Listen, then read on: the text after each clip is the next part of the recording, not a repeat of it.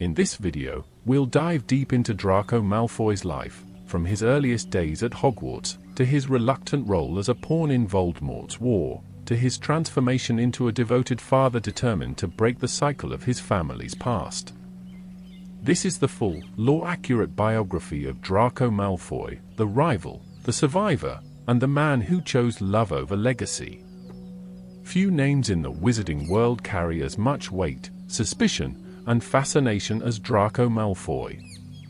To some, he is remembered as the sneering Slytherin who taunted Harry Potter at every turn. To others, he is the reluctant heir of a dark legacy, born into privilege and prejudice but shaped by fear, loyalty, and, ultimately, choice. Draco's story is not that of a hero in the traditional sense, nor is it that of a simple villain. Instead, his life embodies the tension between inheritance and independence, between the heavy shadow of family expectations and the quiet courage required to change course. Raised in the grandeur of Malfoy Manor under the strict influence of a powerful pureblood family, Draco seemed destined to become nothing more than an echo of his father's ambition and ideology. Yet as the tides of war rose, the boy who once prided himself on arrogance and status was thrust into impossible choices that revealed both his weaknesses and his humanity. His journey, from haughty school rival to conflicted Death Eater, from survivor of a ruined name to a father determined to protect his son, reveals a complexity often overlooked. This biography seeks to peel back the layers of Draco Malfoy, the child shaped by fear, the student consumed by rivalry, the young man caught between loyalty and conscience, and the adult who, in quiet defiance of his upbringing, chose love and redemption over hatred and legacy. His life is not a tale of triumph over darkness in the grand, heroic sense, but rather one of survival, growth, and the enduring possibility of change.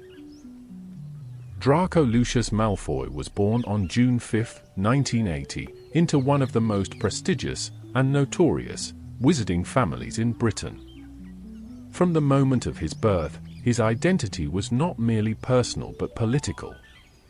The Malfoy name carried centuries of pureblood pride, an inheritance of wealth, power, and influence that positioned Draco as both privileged heir and burdened successor.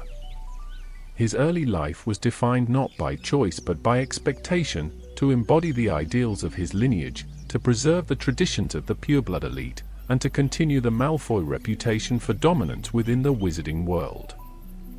The Malfoy's ancestral home, Malfoy Manor, provided a physical manifestation of this heritage. Its cold grandeur, sprawling grounds, an air of exclusivity served as both a playground and a prison for Draco. Within its walls, he was raised to believe in wizarding superiority and the sanctity of blood purity. His father, Lucius Malfoy, was an ardent supporter of such beliefs. Lucius presented himself in public as a respectable ministry figure, but behind closed doors he clung to the ideology of Voldemort's first rise. For young Draco, Lucius embodied authority and aspiration, wealthy, feared, and deeply entrenched in wizarding politics. If Lucius instilled pride and ideology, Narcissa Malfoy, Draco's mother, provided protection and nurture. Though equally proud of her bloodline, Narcissa was not consumed with ideology in the same way her husband was. Her devotion was primarily to her family, and especially to Draco. To her, the Malfoy name was important not as a tool for dominance but as a shield for her son. This maternal influence would later prove decisive in shaping Draco's understanding of loyalty and love, contrasting the cold, performative pride of his father. The Malfoy's pureblood philosophy was not merely abstract instruction, it was a lived practice. From an early age, Draco was taught to associate worth with lineage, to look down upon Muggleborns, and to view wealth as a measure of superiority. His childhood, though comfortable and privileged, carried with it a subtle indoctrination that shaped his outlook before he ever set foot in Hogwarts. Unlike Harry Potter, who grew up starved of attention, Draco was smothered with it, encouraged to see himself as important, as entitled, as destined for greatness. Yet beneath the surface of this confidence lay vulnerability. The weight of expectation left little room for independence. Draco's life trajectory was written long before he could read, to follow in Lucius's footsteps, to uphold the family's image, and to guard their reputation at all costs. Even as a child, he bore the responsibility of embodying the Malfoy name, a duty that would prove both a source of pride and a lifelong burden. In many ways, Draco's early years serve as the prologue to his entire arc. He was raised in a world of absolutes, pure versus impure, rich versus poor, powerful versus powerless, yet his later experiences would force him to confront the fragility of those absolutes. The family heritage that granted him privilege also shackled him, leaving him unprepared for the complexities of choice, fear, and moral conflict that would define his adolescence. Before we dive in, drop a like on this video if you're a real Potterhead. Now, let's begin. When Draco Malfoy boarded the Hogwarts Express on September 1, 1991, he was not simply a boy leaving home for school, he was the standard-bearer of a family's legacy. Lucius and Narcissa Malfoy had prepared their son for this moment with years of instruction in manners, status, and ideology.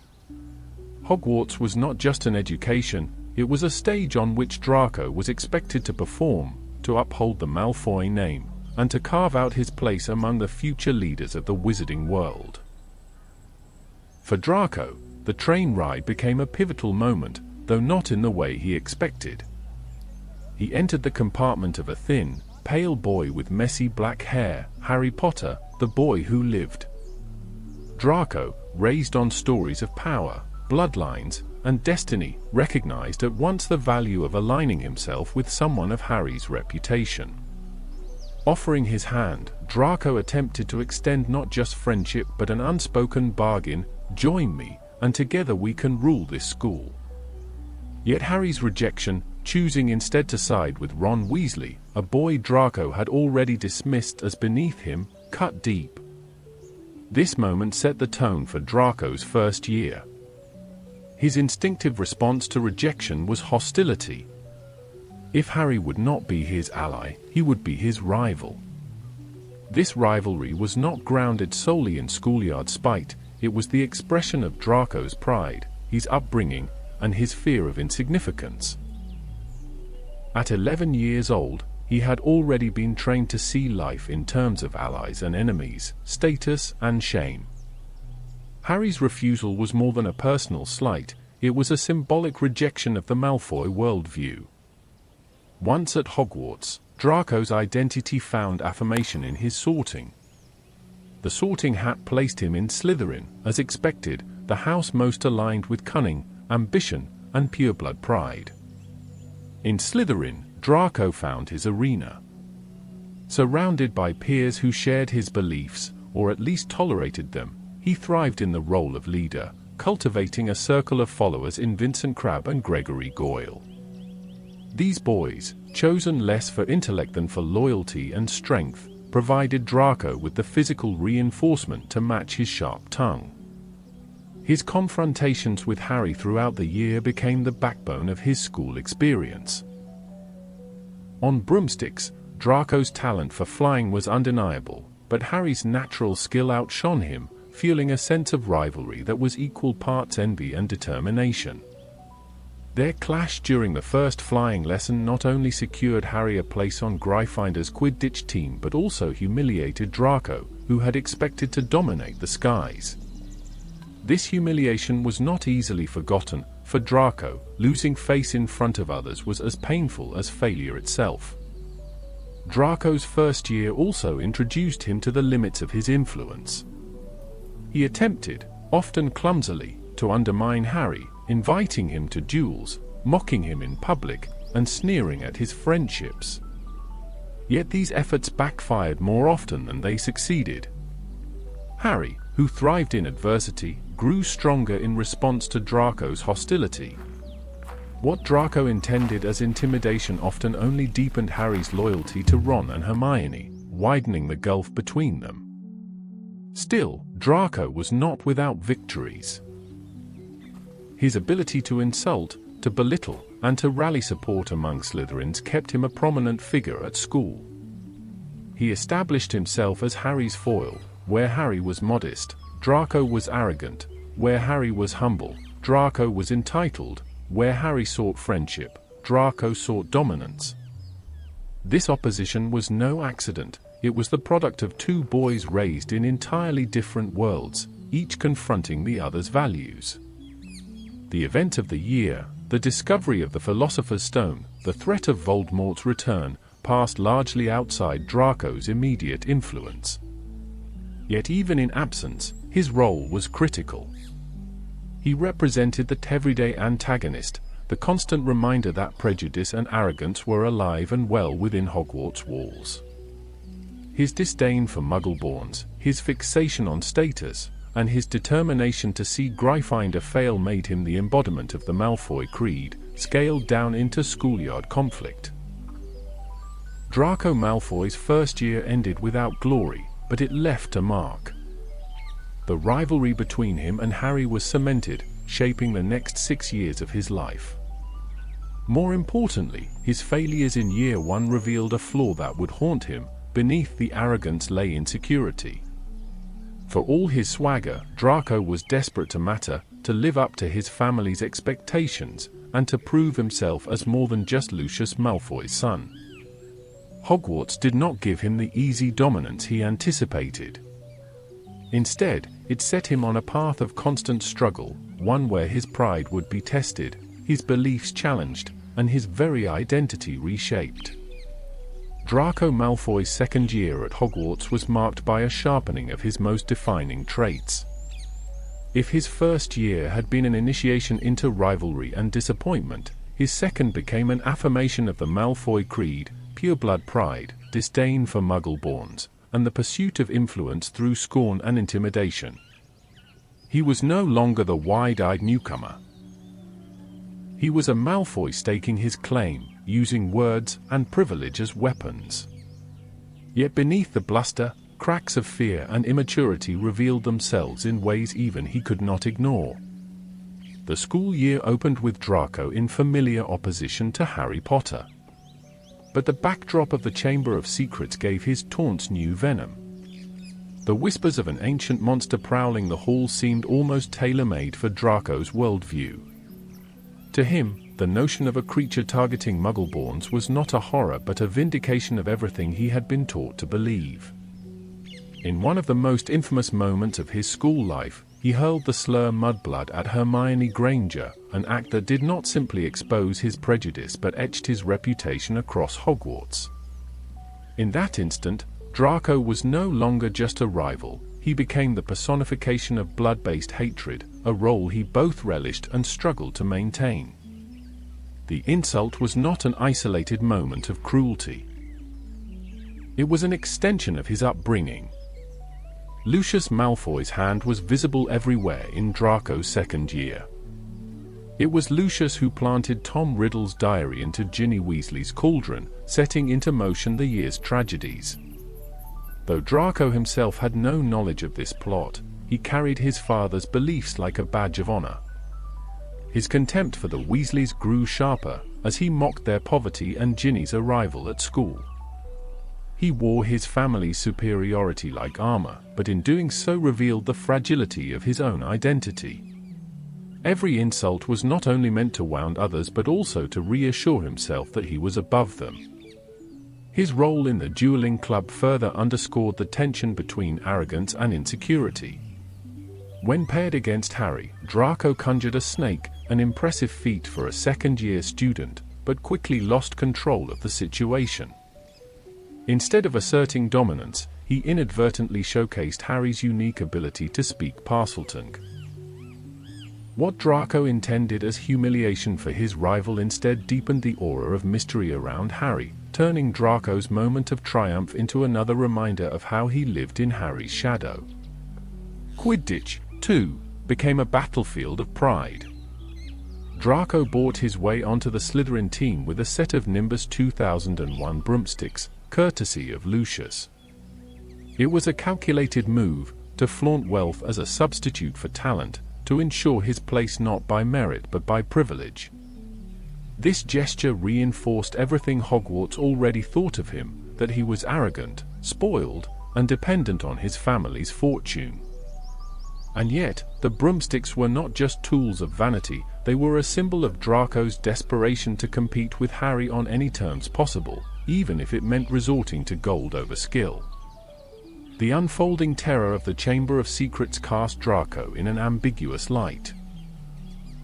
He strutted through the castle with satisfaction when Muggleborns were attacked, loudly speculating that Harry might be the heir of Slytherin.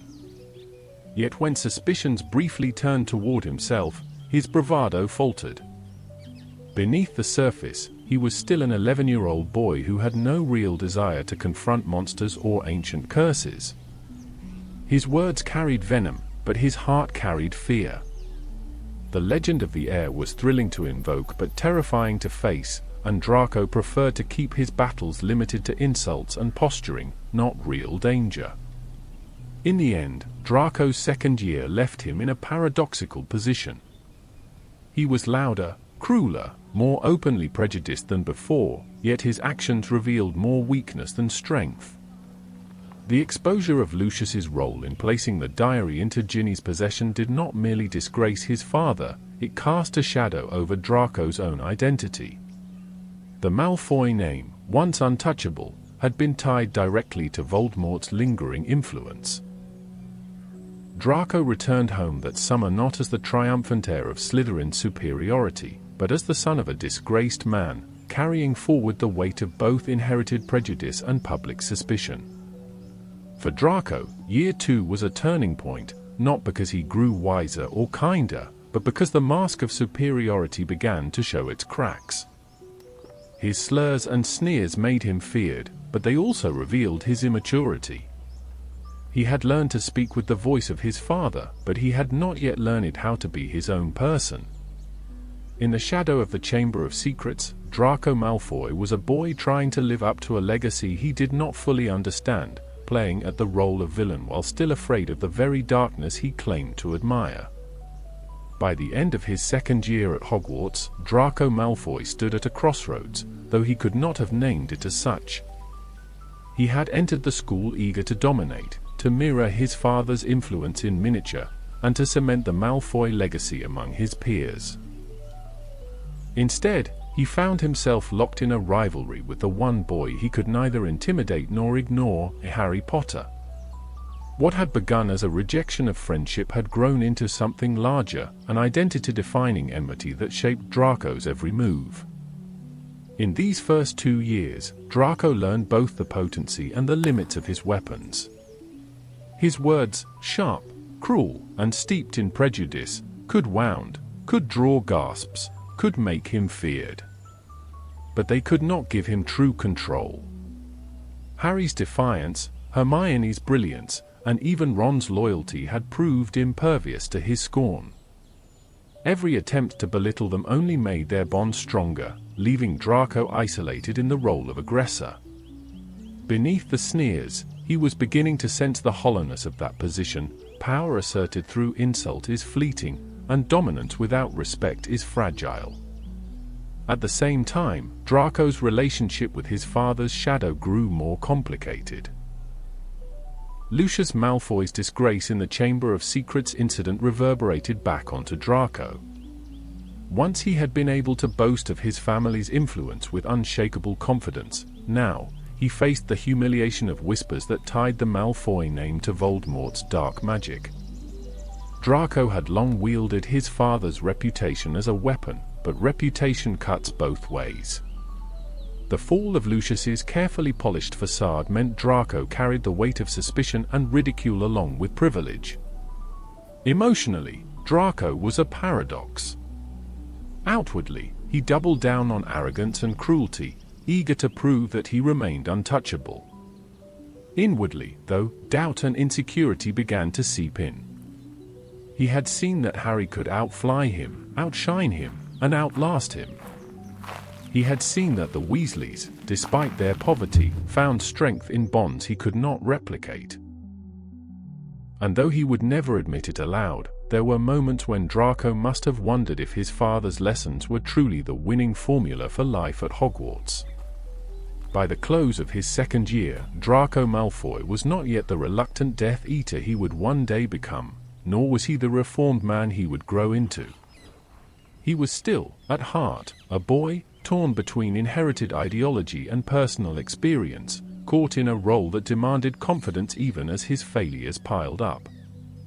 His pride demanded that he press on, louder and crueler, but beneath it was a question he could not yet face: what if being a Malfoy was no longer enough? Draco Malfoy's third year at Hogwarts opened under the shadow of fear that gripped the entire school. The news that Sirius Black, a convicted murderer and supposed follower of Voldemort, had escaped Azkaban spread like wildfire. For most students, this news brought dread. For Draco, it brought opportunity. If others were afraid, he could posture himself as calm, confident, even mocking in the face of danger. In his mind, danger was always for other people, never for a Malfoy. But beneath the facade, Draco's third year became less about Sirius Black and more about his own escalating rivalry with Harry Potter. At 12 years old, his weapons remained the same: sarcasm, mockery, and inherited arrogance, but the stage grew larger, and the stakes higher. His insults grew more venomous, his attempts at humiliation more calculated. Yet what defined this year for Draco was not the victories he scored, but the humiliations he endured. The defining incident came with Hagrid's hippogriff lesson. When introduced to Buckbeak, Draco approached not with curiosity but with contempt. To bow, to show respect to a creature, was beneath him, or so he thought. His arrogance led him to ignore the instructions, and Buckbeak retaliated with a swipe of his talons. Though the injury was superficial, Draco seized upon it as an opportunity to wield victimhood as power. He exaggerated the wound, flaunted his bandaged arm in the corridors, and used the incident to campaign against Hagrid. In Draco's mind, the attack was not just an accident, it was an insult to the Malfoy name, and he demanded retribution. This episode revealed much about Draco's character at this age. He was not courageous in the face of adversity, instead, he preferred to manipulate events to his advantage. Where Harry thrived under danger, Draco thrived under drama. The injury gave him attention, and attention gave him influence. His complaints led to a hearing for Buckbeak, a chain of events that put Hagrid's career and the creature's life in jeopardy. It was Draco's most effective use of manipulation to date, a reminder that while he lacked the bravery of a Gryffindor, he possessed the cunning of a true Slytherin. Yet this triumph was shallow. Other students saw through his exaggerations, mocking his overblow. WN performance. Even his housemates, though loyal, could not entirely ignore the ridiculousness of his theatrics. Instead of elevating him, the incident cemented his reputation as both manipulative and cowardly. Draco had achieved influence, but not respect. Quidditch offered him another stage, but one that ended in disaster. During a crucial match between Gryffindor and Slytherin, Draco attempted his usual tactic of heckling Harry mid-flight, hurling insults to distract him. But the match ended with Harry's broom sabotaged by Dementors, leaving Gryffindor defeated yet Harry more admired than ever. Draco, despite his gloating, remained a secondary figure, loud but ineffective, always circling Harry yet never surpassing him. Throughout the year, Draco's attitude toward Harry grew increasingly obsessive. He mocked Harry's connection to Sirius Black, spreading fear that Harry was targeted, reveling in the anxiety it caused. But this, too, backfired.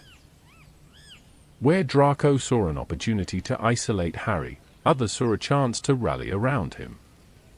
The more Draco sneered, the more Harry became a figure of sympathy and resilience. By the end of Year 3, Draco Malfoy had succeeded in making himself unavoidable, but not untouchable. He was known across Hogwarts as the boy who sneered at courage, who exaggerated wounds, who bought his way into prominence rather than earning it. His words could cut, his schemes could sting, but his reliance on manipulation rather than true bravery left him vulnerable. For all his cunning, he could not escape one truth: his victories were shallow, his humiliations public, and his rivalry with Harry only intensified. Draco returned to Malfoy Manor that summer more entrenched in bitterness than ever. He had tasted power in the form of influence, but he had also tasted ridicule. At 13, he was beginning to understand that being a Malfoy meant not only privilege but also scrutiny. And that his every failure would echo louder because of the name he bore. Year 3 had given him exactly what he craved: attention, but it also exposed the fragility of his arrogance, leaving him with the sting of humiliation that would linger far longer than his arm's bandages. Draco Malfoy's 4th year at Hogwarts unfolded against the spectacle of the Triwizard Tournament, a contest that brought international students, dangerous tasks, and an air of excitement to the school. For Harry, it became the defining crisis of adolescence. For Draco, it was another chance to sharpen the lines of rivalry and exploit the attention that swirled around his nemesis. But beneath the sneers and taunts, year 4 marked the beginning of a subtle shift in Draco's world. The edges of his privilege and power were beginning to fray, though he did not yet recognize it. The moment Harry's name emerged from the Goblet of Fire, Draco seized the chance to mock. For him, the tournament was not about glory but about humiliation, humiliating Harry, belittling his every step, and basking in the collective attention it drew. Draco and his Slytherin peers quickly adopted Potter Stinks badges, the crude charm glowing across Hogwarts corridors like a public campaign of ridicule. This was Draco's arena, not the tournament itself, but the court of school opinion. He had no dragon to fight, no merfolk to outwit, but he could still wound Harry with jeers and laughter. Yet this constant need to define himself in opposition to Harry revealed how dependent Draco's identity had become. He was no longer a boy simply carrying on the Malfoy pride. He was now the counterpoint to Harry Potter, tethered to him in every public moment. For every roar of applause Harry received after a task, Draco raised his voice louder in derision. For every whisper of admiration, Draco crafted a sneer to cut it down. The rivalry had become more than animosity. It was Draco's stage, his way of mattering. The Triwizard Tournament also introduced Draco to a broader wizarding world. Students from Beauxbatons and Durmstrang arrived, including the famous Victor Krum. Draco, ever eager to align himself with power and prestige, openly admired Durmstrang's darker reputation, its acceptance of the dark arts. His praise was not idle flattery, it reflected the worldview instilled in him at home, where magic was to be used as a tool of dominance rather than discipline. Draco's fascination with Durmstrang was a glimpse of what he might have become had he not been bound to Hogwarts, a student molded not only by arrogance but by institutionalized cruelty. In his interactions with Hermione and Ron, Draco's cruelty deepened. His insults toward Hermione became more venomous, his mockery of Ron's poverty more cutting. Where once his words were the careless taunts of a child, now they were wielded with more deliberate malice, sharpened by adolescence. It was a sign that Draco was growing, not wiser, but more entrenched in the prejudices of his upbringing. His insults were no longer just echoes of his father's voice, they were becoming his own. But beneath all the noise of the school year, something far darker stirred. The Triwizard Tournament was not just a contest, it was the backdrop for Voldemort's return.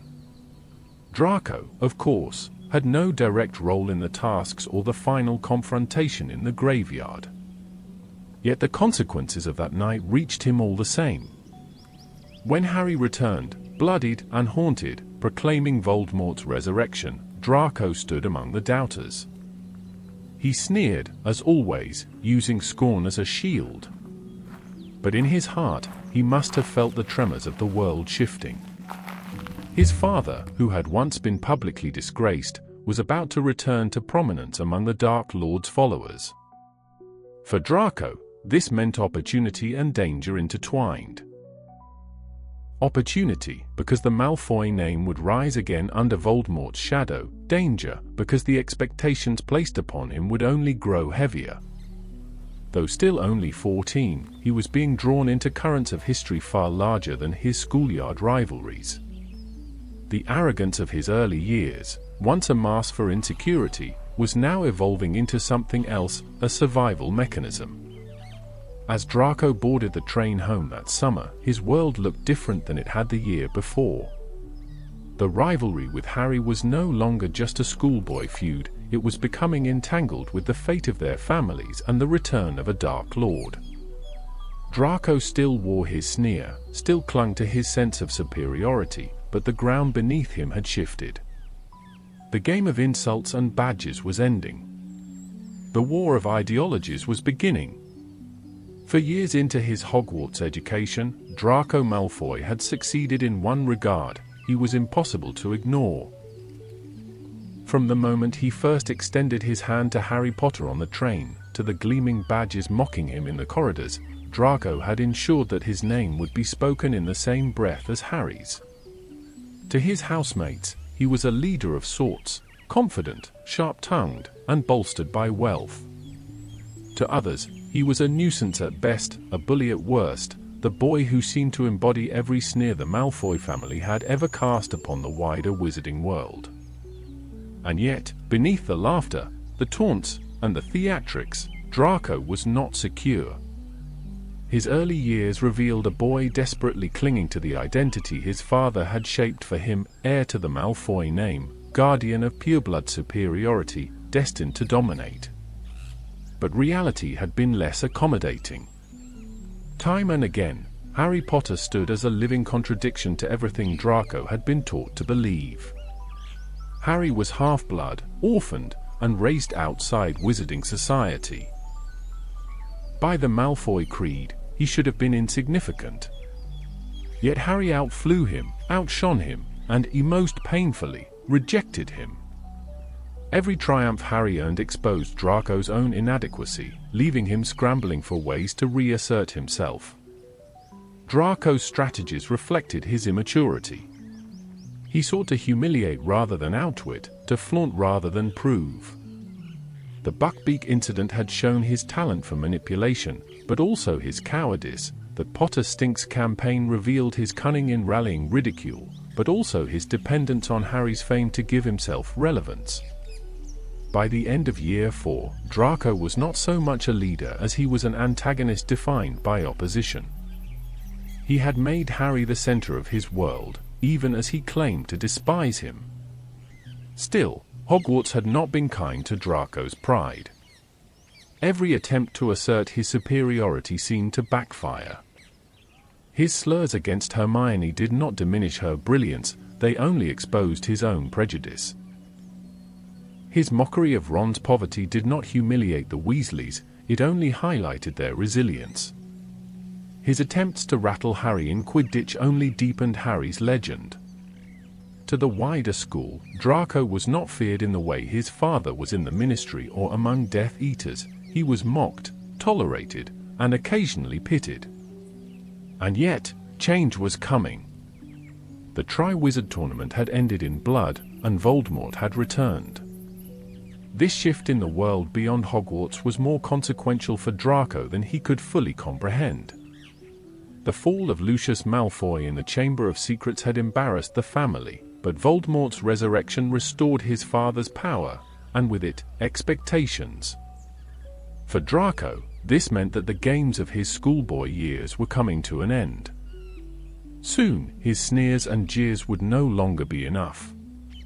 Soon, he would be called to serve not just as a rival to Harry Potter, but as a participant in a war. Emotionally, Draco stood at a dangerous crossroads.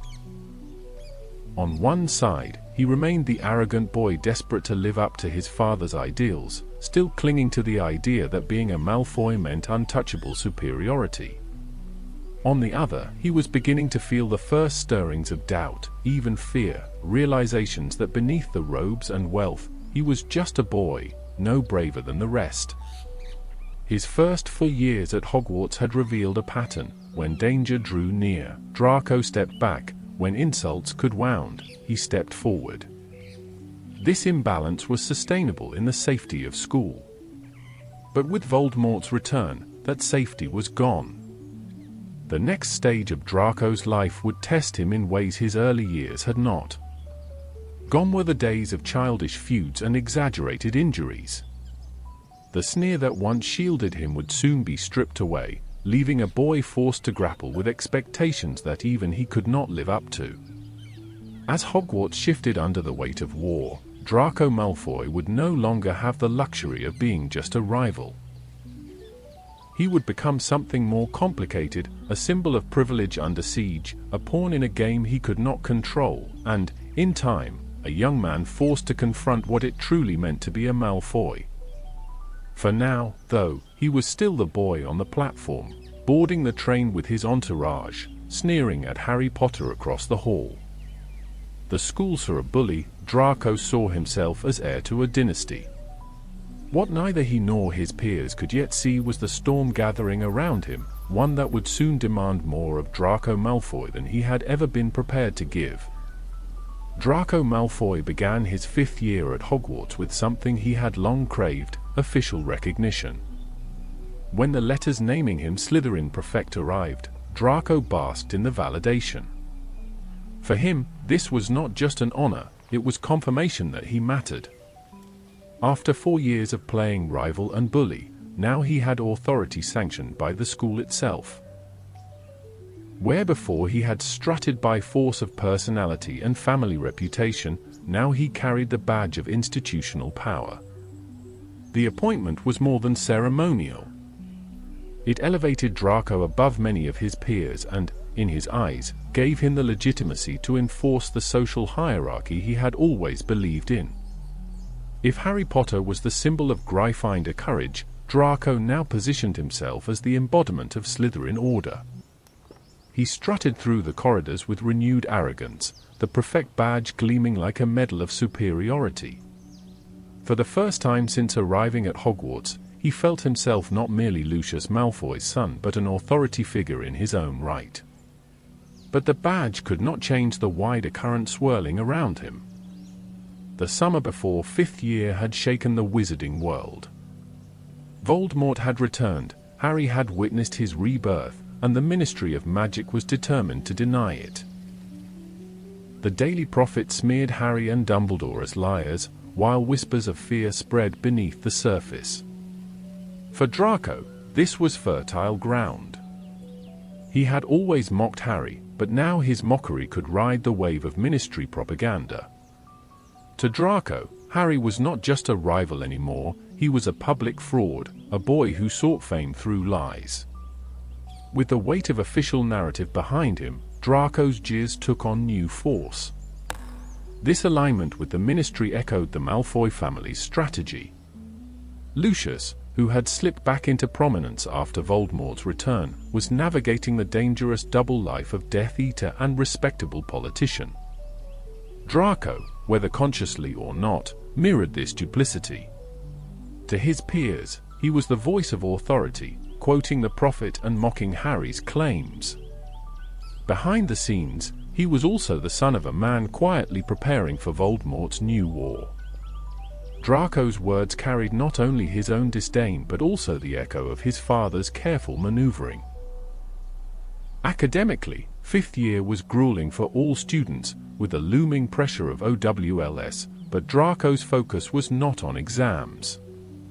His energy lay in performance, the way he carried himself as prefect, the way he wielded power against Gryffindors, the way he inserted himself into the year's great drama. He reveled in the growing tension between Dumbledore and the Ministry, taking every chance to voice his contempt for Dumbledore's leadership and Harry's supposed delusions. For Draco, this year was less about learning spells than about solidifying his role as antagonist-in-chief. Yet with authority came exposure. Draco's prefectship highlighted his limitations as much as his strengths. He was not admired by his housemates so much as tolerated. Crabbe and Goyle followed him out of habit, not respect. Other prefects saw through his arrogance. Even his newfound status could not mask that his influence rested more on his family's wealth and his own cruelty than on genuine leadership. The badge shone brightly, but it did not give Draco the substance he so desperately wanted. Emotionally, Draco's 5th year marked a dangerous shift. His insults grew sharper, his mockery more vicious, his obsession with Harry more consuming. The rivalry that had once been schoolyard banter now hardened into something darker. Each time Harry spoke of Voldemort's return, Draco doubled down in denial, not simply because he disbelieved him, but because he could not afford to believe. To accept Voldemort's return would mean admitting that his world was spiraling into war, and that he, as Lucius's heir, would not be able to hide behind schoolyard games much longer. By Christmas of his 5th year, Draco Malfoy stood at the height of his school-era power, a prefect, a mouthpiece for authority, and Harry Potter's loudest detractor. And yet, beneath the polished badge and cutting sneers, he was also a boy clinging to a system that was cracking. The Ministry's denial of Voldemort was unsustainable. The whispers of war were growing louder. Draco could sneer all he wanted, but the storm was coming, and no badge, no insult, no gleaming broomstick could shield him from it forever. If Draco Malfoy's prefect badge had given him a taste of authority, the arrival of Dolores Umbridge at Hogwarts gave him a feast. Her appointment as High Inquisitor, and later as headmistress, transformed the school into a stage of surveillance and control, and Draco stepped eagerly into the role of enforcer. For a boy raised to admire hierarchy and dominance, Umbridge's reign was a gift. She legitimized cruelty, rewarded sycophancy, and offered Draco precisely what he craved: sanctioned power over others. Draco's recruitment into the inquisitorial squad marked the high point of his authority at Hogwarts. Unlike prefectship, which carried the trappings of leadership without true enforcement, the squad granted him direct influence. He and his fellow Slytherins could deduct house points, patrol corridors, and even act as Umbridge's eyes and ears. For Draco, this was vindication. No longer was he merely sneering from the sidelines, he now held real power, backed by the institution itself. With this power, Draco doubled down on his old tactics, but now sharpened with official weight. He delighted in harassing Gryffindors, particularly Harry, Ron, and Hermione. Where once his insults could be ignored, now his words carried tangible consequences. A single accusation from Draco could mean detention, punishment, or lost house points. To a boy whose arrogance often masked insecurity, the squad gave him a dangerous illusion that he was untouchable. Yet Draco's eagerness revealed more about his psychology than his strength. He was not brave in the face of danger, nor innovative in the pursuit of justice. He was opportunistic. He thrived when rules were bent in his favor, when authority rewarded obedience and cruelty. His alliance with Umbridge was less about conviction and more about survival. He had aligned himself with the winning side, or at least what appeared to be winning at the time. In this, Draco mirrored his father, who shifted allegiance depending on the winds of power. Lucius had always excelled at preserving influence under changing regimes, and Draco, consciously or not, had begun to follow suit. The most telling moment of Draco's inquisitorial squad career came during the final act of the year, the formation of Dumbledore's army and the battle at the Ministry of Magic.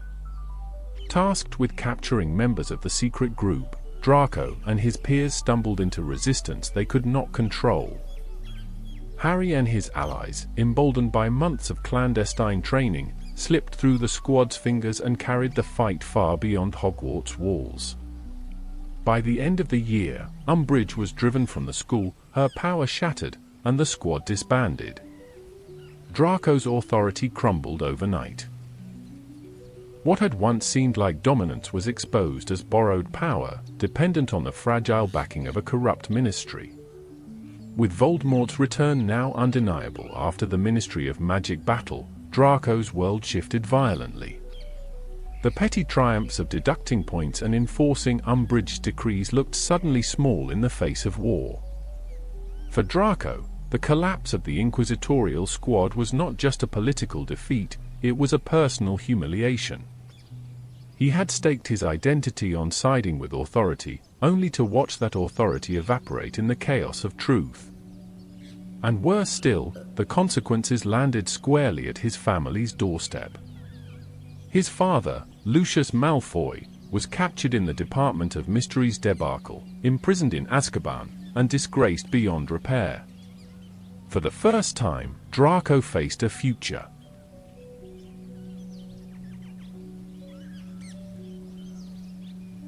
Without the shield of his father's influence. At 15 years old, he was no longer simply a rival, nor merely a schoolyard bully.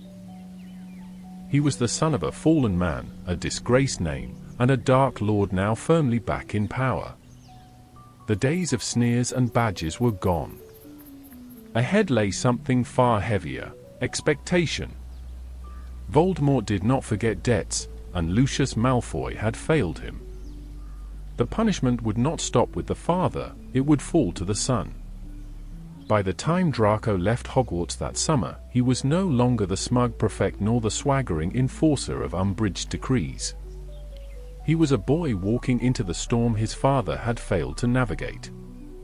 The badge, the squad, the power, they were all gone. What remained? And a boy who would soon learn what it meant to be trapped between loyalty, fear, and survival. By the end of his 5th year, Draco Malfoy had tasted the sweet intoxication of authority, and then watched it vanish overnight. What began as his most triumphant year, gleaming with the prefect's badge and bolstered by the favor of Dolores Umbridge, had ended in humiliation and fear. The inquisitorial squad, which once gave him the power to silence rivals with a sneer and a point deduction, collapsed into irrelevance the moment the ministry could no longer deny Voldemort's return. The badge remained, but the power it symbolized was hollow. For Draco, this reversal was more than a loss of schoolyard dominance. It was the unraveling of the very foundation upon which his identity stood. Since childhood, Draco had been told that the Malfoy name guaranteed superiority, that wealth and lineage alone secured his place at the top. In year 5, he had leaned on that inheritance, mirroring his father's duplicity by aligning with Umbridge and the Ministry when it seemed convenient. But the events at the Department of Mysteries shattered this illusion. Lucius Malfoy, once the image of influence and control, was exposed as a Death Eater, captured, and imprisoned in Azkaban. The man Draco had idolized and depended upon was no longer a shield, he was a liability, a disgrace. The impact on Draco was profound. Where once he had wielded his father's name like a weapon, now it drew suspicion and ridicule. His sense of identity, anchored in Lucius's power, was stripped bare. The Malfoy family, once untouchable, now stood diminished in the eyes of both Wizarding Society and Voldemort himself. And in Voldemort's world, failure was not simply embarrassing, it was lethal. Draco, though still only 15, could not have ignored what this meant. The privileges that had defined his childhood were now precarious, balanced on the edge of the Dark Lord's wrath. To Voldemort, the Malfoy family was no longer an ally of status but a tool of punishment. Draco would soon become the vessel through which Lucius's disgrace was repaid. Psychologically, Draco entered this turning point more conflicted than ever. Outwardly, he wore the same mask of arrogance, doubling down on his sneers and taunts. It was his armor, the only weapon he had left. But beneath that surface, there must have been fear. He had watched authority crumble around him, watched his father's downfall, and glimpsed for the first time how fragile his position truly was. The safety of Hogwarts, the innocence of rivalry, the comfort of wealth, none of it would protect him from what Voldemort demanded. The boy who had once relished humiliating others now faced a humiliation that no insult could mask. He was vulnerable. The Malfoy family was vulnerable. And in Voldemort's new order, vulnerability was fatal. The next year would demand more of Draco than his schoolyard cruelty had ever prepared him for. Gone were the days of chasing Harry through Quidditch skies and sneering in corridors. Ahead lay a mission not of taunts but of blood. Voldemort, in his cruelty, would place the weight of punishment on Draco's young shoulders. The rival would become the would-be assassin. The question was no longer whether Draco Malfoy could prove himself superior at Hogwarts. It was whether he could survive. Draco Malfoy returned to Hogwarts for his 6th year carrying a weight no 16-year-old should bear. The disgrace of Lucius Malfoy's failure at the Department of Mysteries had not merely tarnished the family name, it had invited Voldemort's wrath. As punishment, Voldemort marked Draco himself, branding him with the dark mark and binding him into service. What had once been sneers and schoolyard rivalries was now a life-or-death test. For Draco, the assignment was cruelly symbolic. Voldemort tasked him with the murder of Albus Dumbledore, not because he believed Draco capable of success, but because he intended it as a death sentence. Voldemort's true aim was to punish Lucius through his son, to force the boy into a mission he was never meant to survive. In this, Draco became both weapon and scapegoat, a pawn in a game far beyond his control. The burden of this task reshaped Draco's life at Hogwarts. Once he had walked the halls with arrogance, eager to be seen, eager to sneer. Now he skulked in shadows, consumed by secrecy. He abandoned Quidditch, no longer seeking the cheers of the crowd. His friends Crabbe and Goyle became little more than guards, disguising themselves as girls under Polyjuice Potion to keep watch while Draco worked in the room of requirement. The swagger that had once defined him eroded into obsession, his attention narrowed to the single desperate task of repairing the vanishing cabinet. The cabinet itself became the symbol of his year, a broken object Draco struggled to mend, piece by piece, spell by spell, reflecting his own fractured state. His entire mission depended on this repair, for through it he could smuggle Death Eaters into Hogwarts and create the opening for Dumbledore's assassination. Every failure at fixing it tightened the noose around his neck. Every crack in the wood seemed to mirror the cracks in his composure. And cracks there were. Beneath his cold demeanor, Draco was unraveling. He grew pale, withdrawn, haunted by the weight of a task he could not complete. Once known for his sneers, now he was glimpsed in bathrooms, weeping in despair. The arrogance of the boy who had mocked Harry Potter for years seemed a distant memory. He had been stripped of the luxury of schoolyard games and thrust into the terror of survival. Yet even in despair, Draco revealed his resilience. He worked tirelessly, refusing to abandon the mission, not out of loyalty to Voldemort, but out of fear for his family. Narcissa Malfoy's desperate attempt to protect him through a secret vow with Severus Snape underscored just how precarious Draco's situation was. His mother's love became his only shield, while his father's failure had left him exposed. Draco pressed on not because he believed in the cause, but because he believed there was no other choice. Socially, Draco's world shrank. His rivalry with Harry, once his defining identity, became muted. Harry still noticed the change, saw Draco's secretive behavior, but their clashes now carried a different weight. This was no longer about insults or Quidditch, it was about survival, about secrets that could cost lives. Harry suspected Draco's ties to Voldemort, but Draco himself remained silent, trapped in a prison of fear and secrecy. As autumn turned to winter, Draco Malfoy was no longer the arrogant boy strutting down the corridors of Hogwarts. He was a boy marked by fear, consumed by a task he could not escape, and hollowed out by the burden of expectation. For the first time in his life, the Malfoy name was not a shield but a curse, and Draco was left to carry its weight alone. The storm of his 6th year had only just begun. Ahead lay not only the Vanishing Cabinet's completion but also the unimaginable choice Voldemort had placed in his hands, to face Dumbledore, wand raised, and commit the murder that would seal his fate forever. By the spring of his 6th year, Draco Malfoy was a shadow of the boy he had once been. His mission, meant as punishment and almost certainly a death sentence, consumed every waking moment. The broken Vanishing Cabinet had become his obsession, and though he toiled in secret to repair it, the weight of failure pressed harder with each passing week. But the cabinet was only half of Voldemort's task. The other half, the unthinkable half, was the command that Draco himself deliver the killing blow to Albus Dumbledore. Draco's attempts on Dumbledore's life began as clumsy, desperate gambles. He cursed Katie Bell with a necklace, unaware that the chain would strike down anyone who touched it, nearly killing her in the process. Later, he attempted to poison a bottle of mead intended for Dumbledore, which instead almost claimed the life of Ron Weasley. Each effort left him rattled, his hand stained with the unintended consequences of murder attempted but not achieved. Far from proving his worth, these failures gnawed at him, eroding his confidence and deepening his terror. The image of Draco as a sneering bully had vanished. In its place was a boy pacing corridors alone, pale and gaunt, haunted by what lay ahead.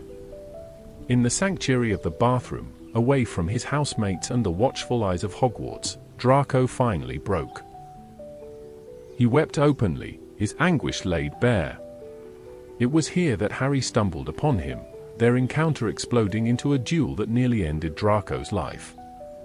When Harry cast Sectum Sempra, Draco was slashed across the chest, bleeding out until Snape arrived to heal him. The incident left Draco shaken, not just physically, but emotionally.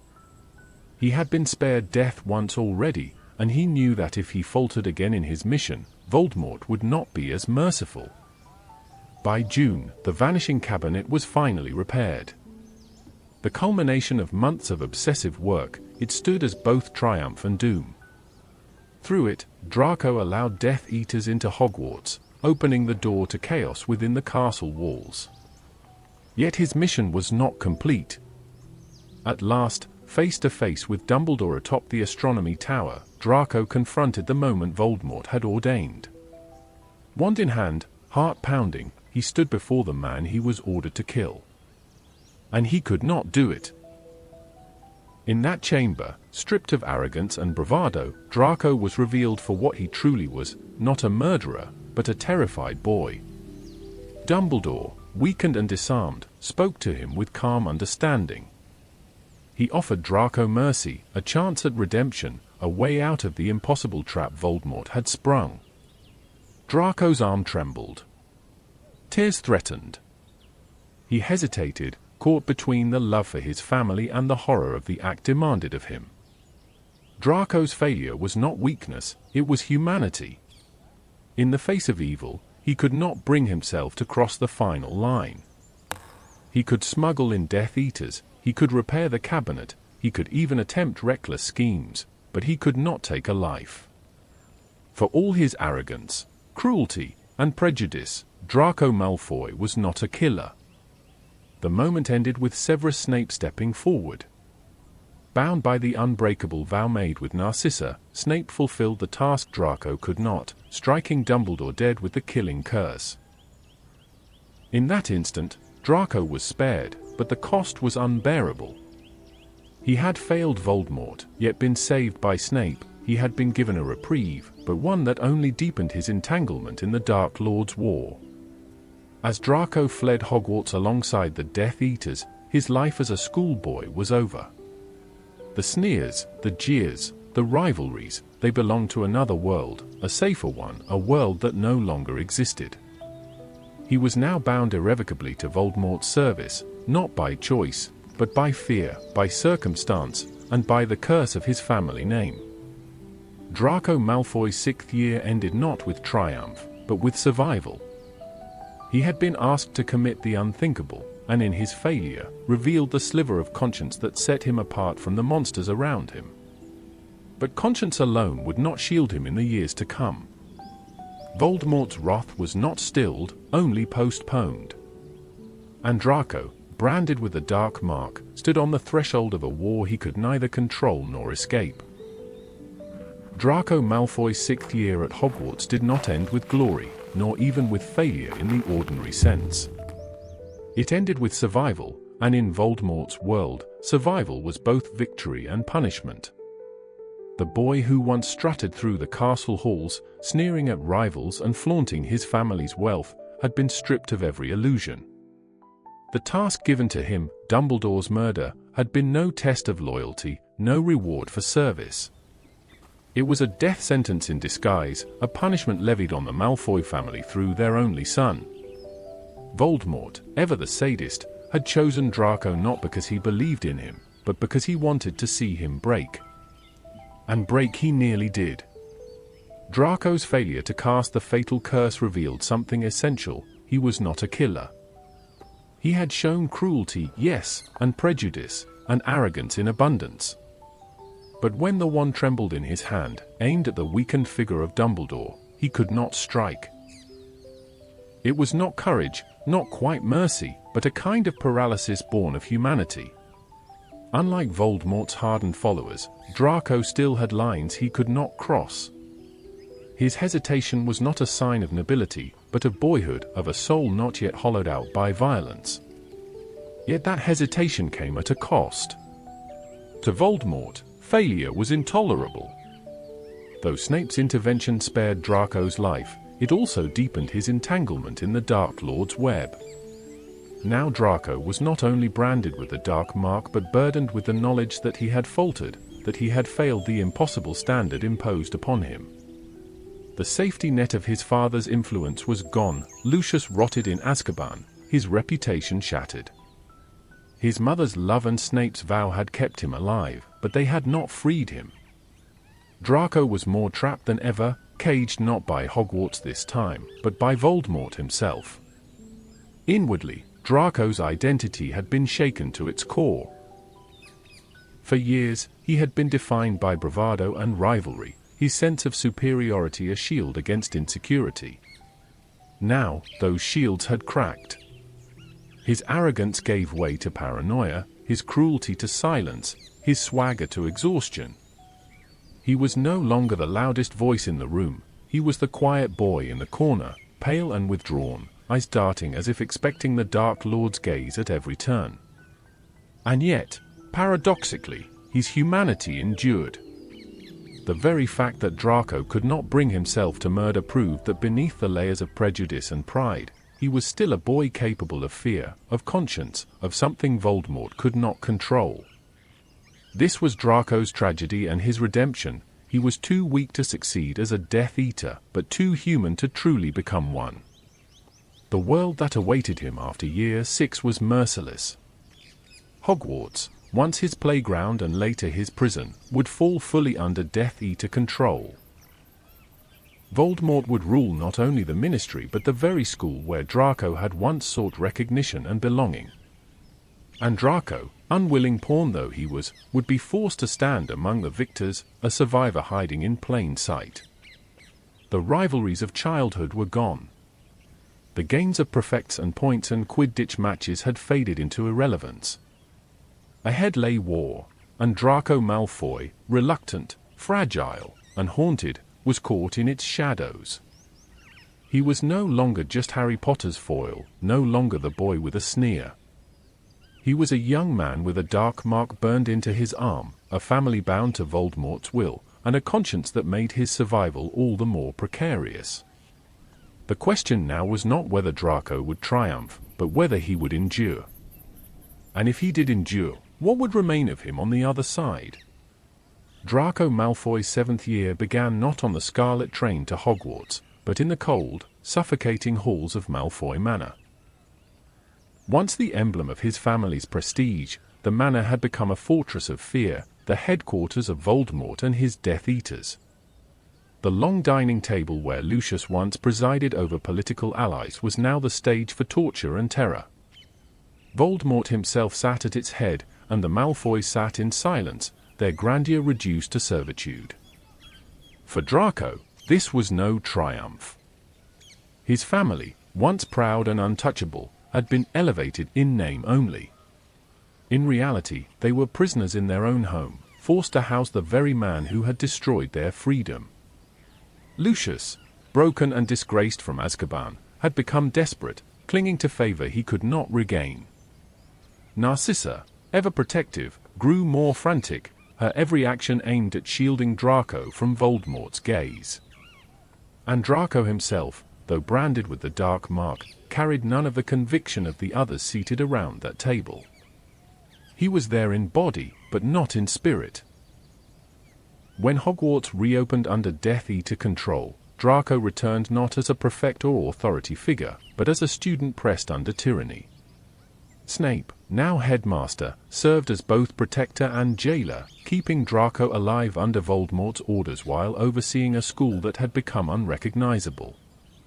Carrow stalked the halls, punishing defiance with cruelty, while students whispered of disappearances. For Draco, this was not the Hogwarts of his youth. The rivalries, the Quidditch matches, the posturing, those had vanished, replaced by survival in a climate of fear. The turning point of Draco's 7th year came not in the castle but back at the manor.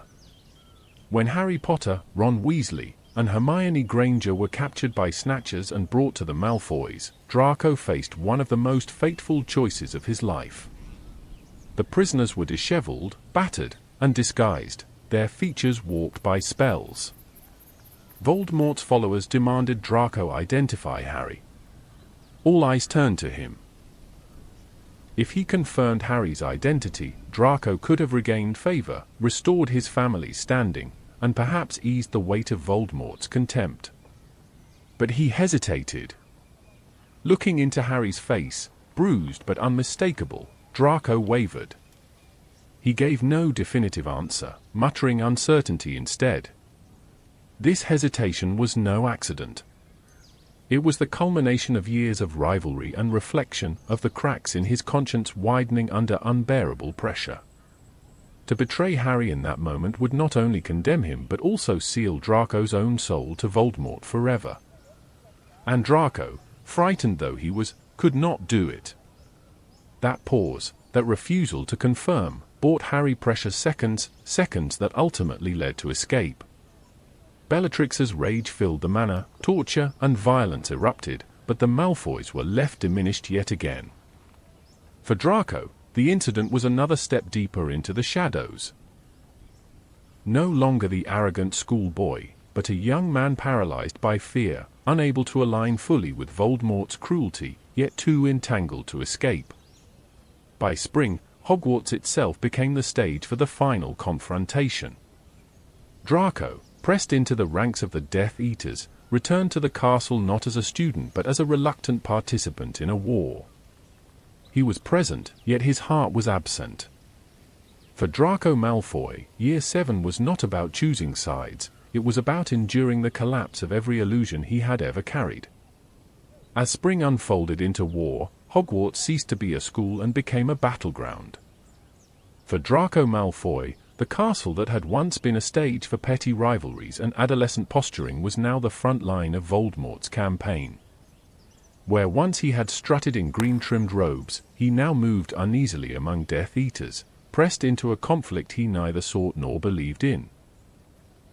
His 7th year, already marked by fear and hesitation, was about to end in fire and ruin. The first great test came within the very walls of Malfoy Manor, months before the final battle. When Harry, Ron, and Hermione were brought there as captives, Draco's hesitation to identify Harry had already signaled the depth of his inner conflict. He could not bring himself to condemn his rival, not out of loyalty to Harry, but out of something deeper, an unwillingness to be complicit in Voldemort's cruelty. That moment of hesitation had already defined him. Now, at Hogwarts, the war demanded an even starker choice: fight, flee, or falter. When Voldemort's army laid siege to the castle, Draco found himself trapped in a nightmare. The boy who once reveled in rules and power was now among murderers, giants and monsters, expected to serve as one of them. His role was ambiguous, too young to be a true commander, too branded to escape, but he was present all the same. This was no Quidditch match to be won, no house points to be deducted. It was war, and Draco had no taste for it. The clearest glimpse of Draco's conflicted soul came in the chaos of the Room of Requirement. Harry, Ron, and Hermione had returned to the castle, and Draco, accompanied by Crabbe and Goyle, confronted them. This was no longer about petty insults, it was an attempt to prove himself, to reclaim honor before Voldemort by capturing Harry. Yet even here, Draco's heart was not fully in the hunt. He ordered Harry to surrender, but his words lacked conviction, his wand hand trembling between fear and defiance. The confrontation spiraled into disaster. Crabbe, reckless and desperate, unleashed the deadly fiend fire, a magical inferno that consumed everything in its path. The fire raged beyond control, devouring the Room of Requirement in a maelstrom of living flame. As the firestorm closed in, Draco's life was suddenly at its end, until Harry Potter turned back. Risking his own life, Harry saved Draco from the flames, pulling him to safety even as the inferno claimed Crabbe. In that moment, the rivalry that had defined their school years burned away. Draco Malfoy, who had spent years sneering at Harry, lived because Harry refused to let him die. The final hours of the battle were chaos. Draco did not stand at Voldemort's side when the Dark Lord entered the castle, nor did he fight openly for Hogwarts. Instead, he moved between the cracks of the conflict, shielded by his parents, surviving rather than fighting. When Narcissa Malfoy lied to Voldemort in the Forbidden Forest, claiming Harry was dead, it was not loyalty to the Dark Lord that guided her, but love for her son. Draco's survival was purchased not with valor, but with his mother's defiance and his family's desperate instinct to protect one another above all else. When the dust settled and Voldemort was defeated, Draco Malfoy remained alive. He had not killed, he had not triumphed, and he had not truly chosen a side. He had survived, haunted, diminished, but alive. For a boy raised to believe in victory, superiority, and dominance, this was a strange kind of ending. Yet it was, in its way, a beginning. The Battle of Hogwarts stripped Draco of illusions. He was not the conqueror his father dreamed of, nor the assassin Voldemort demanded, nor even the rival Harry defined himself against. He was a survivor, a young man who had been pressed into a war he did not want, forced to confront the cost of arrogance and the hollowness of inherited prejudice. His sneer was gone, his power broken, his future uncertain. But he was alive, and for the Malfoys, survival itself had become the greatest victory. Draco Malfoy's 7 years at Hogwarts tell a story not of triumph, but of transformation. They chart the course of a boy born into privilege, raised on arrogance, and thrust into conflict, only to emerge battered, humbled, and permanently changed. His journey through the castle's halls mirrors the arc of the wizarding world itself, moving from petty rivalries to open war, from childish insults to life-and-death choices. In his first 2 years, Draco was the embodiment of inherited pride.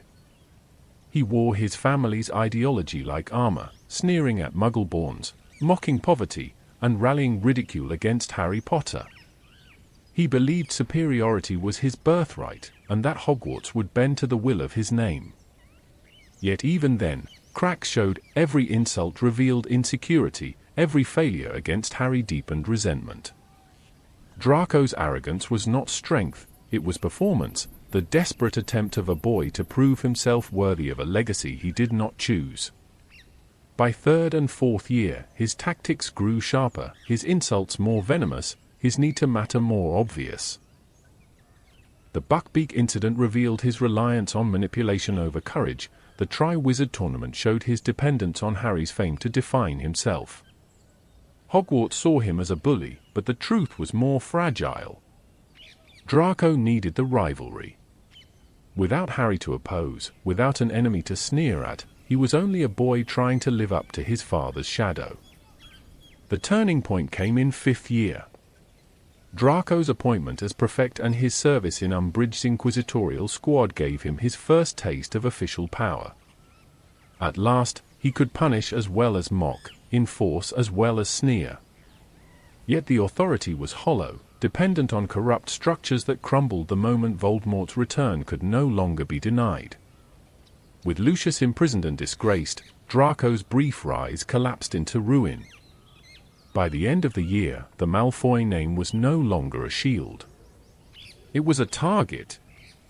In 6th year, Voldemort made his cruelty plain. Tasking Draco with Dumbledore's murder was no reward, but a sentence. The swaggering boy who once thrived on attention withered under the burden of an impossible mission.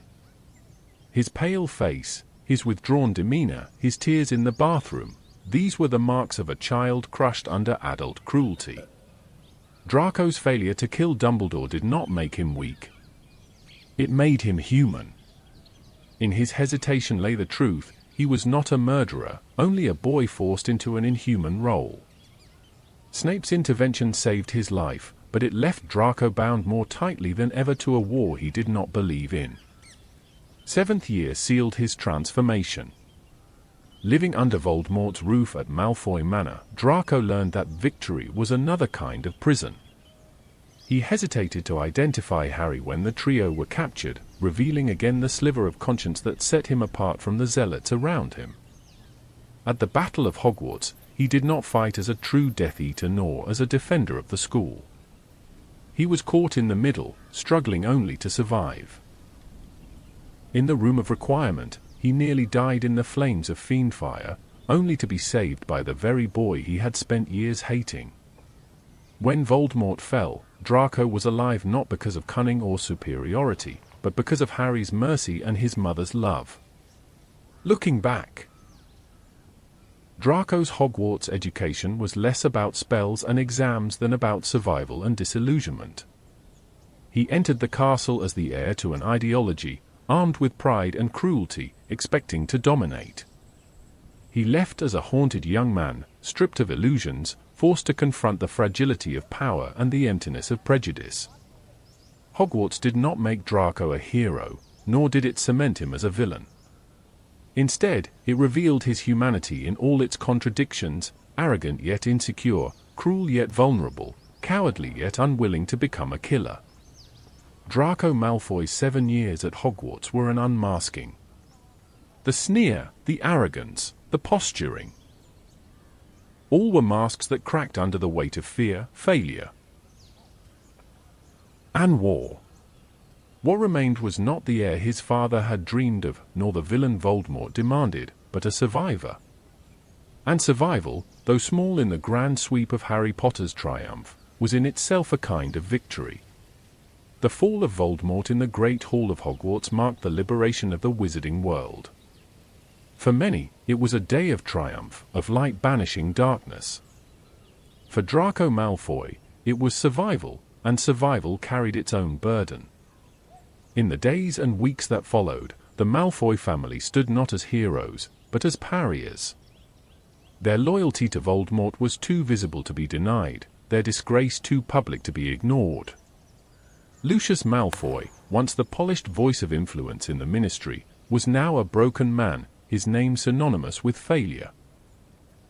Narcissa's defiance at the Forbidden Forest had saved Harry and, by extension, helped secure Voldemort's defeat, but her act of courage was personal, not political. It was born of love for Draco, not loyalty to the wider world. To the public, the Malfoys remained tainted by their service to the Dark Lord.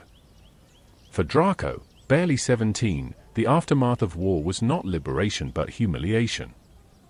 He had survived Hogwarts, survived Voldemort, survived the impossible task laid upon him, but at what cost? His name, once a banner of superiority, was now a mark of suspicion. Wherever he went, whispers followed: Death Eater's son, coward, failure. Draco had spent his childhood convinced that being a Malfoy meant untouchable pride. Now it meant shame. Psychologically, Draco carried scars invisible to others. He had been forced into a role no boy should play, pressed to kill and broken by the weight of it.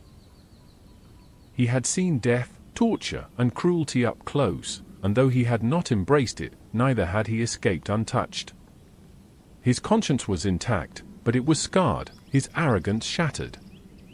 What remained was a quieter young man, haunted by choices made and choices avoided. The Ministry of Magic, under Kingsley Shacklebolt, pursued justice after the war, but the Malfoys escaped imprisonment through a combination of circumstance and testimony.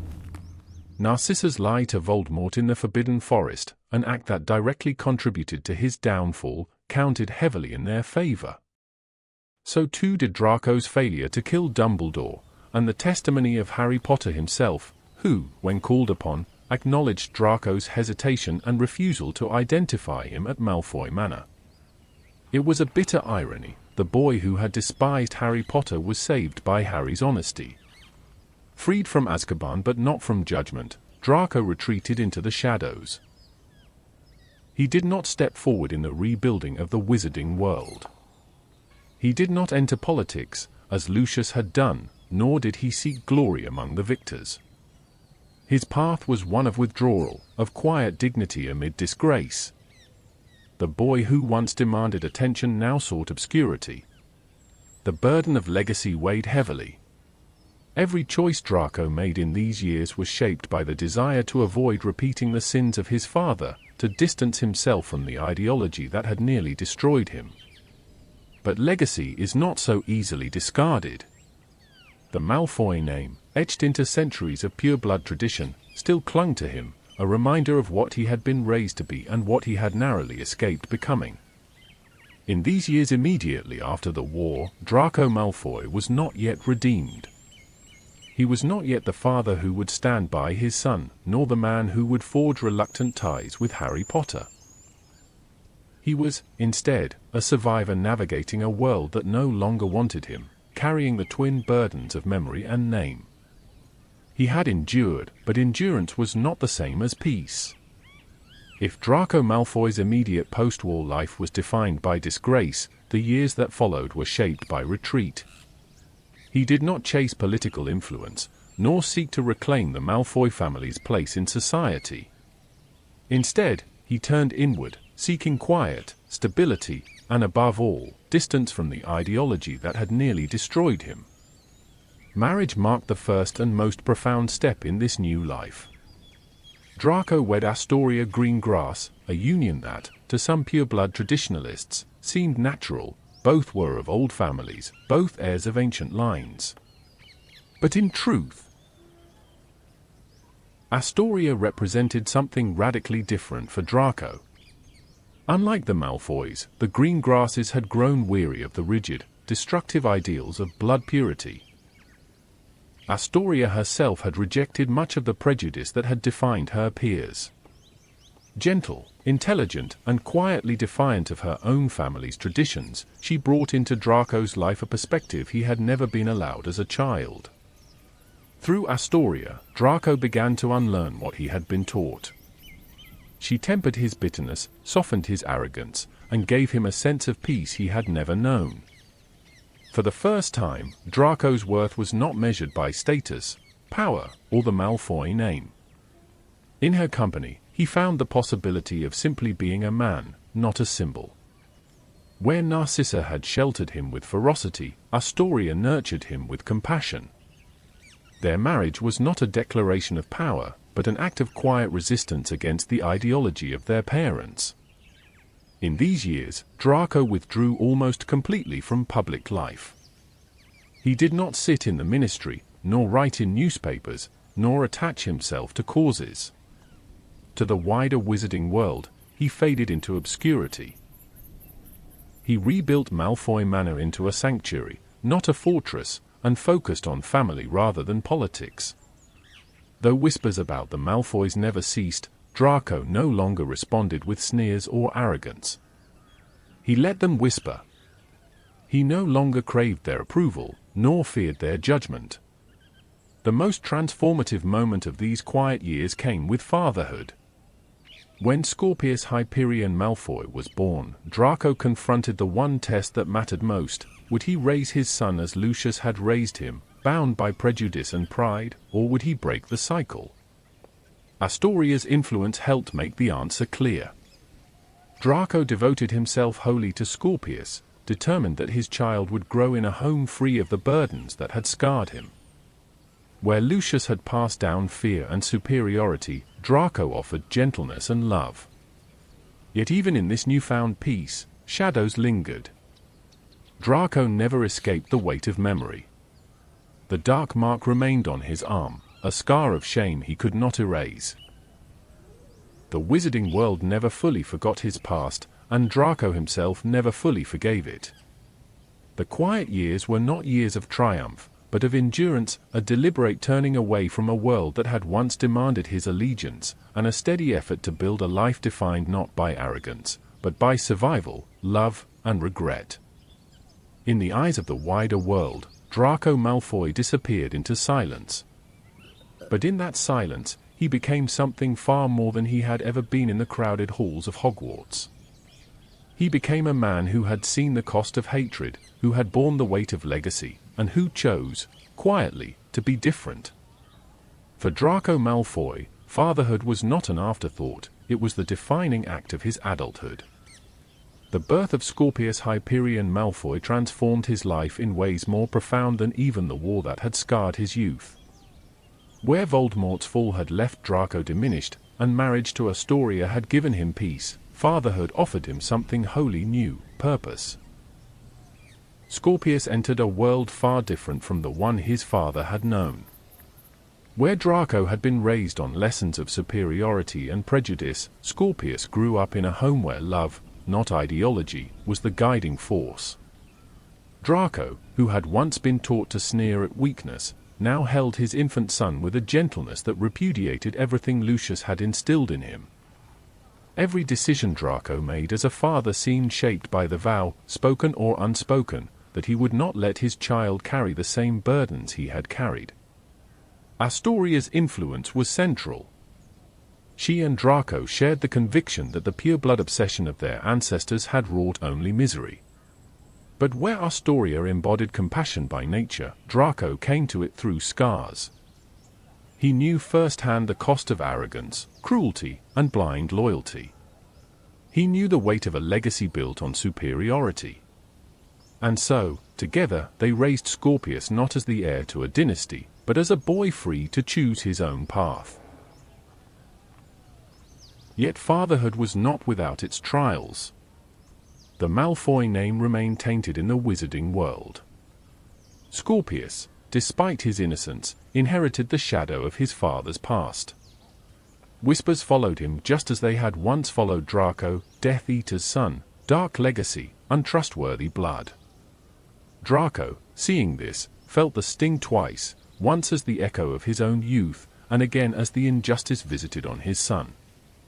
Where Lucius had hardened Draco with ideology, Draco now softened Scorpius with protection, shielding him from cruelty wherever he could. Draco's grief deepened when Astoria's frail health, long fragile since her youth, began to fade. Her illness cast a long shadow over Scorpius's childhood, and when she passed away, father and son were left alone in Malfoy Manor, two figures in a vast house once filled with arrogance and fear. For Draco, the loss was shattering. Astoria had been his anchor, his redemption, the gentleness that balanced his bitterness. Without her, he leaned all the more into his role as father, pouring into Scorpius the love that remained. If Draco's life had once been defined by rivalry, war, and survival, now it was defined by this single relationship, father and son against the world. In raising Scorpius, Draco discovered a form of redemption that Hogwarts itself had never allowed him. As a boy, the castle had been the stage where his worst instincts flourished, arrogance, cruelty, and rivalry, all sharpened by the expectations of his family name. But fatherhood offered him a new stage, one where he could finally choose differently. He could not undo his past, the mistakes of his youth were carved into memory.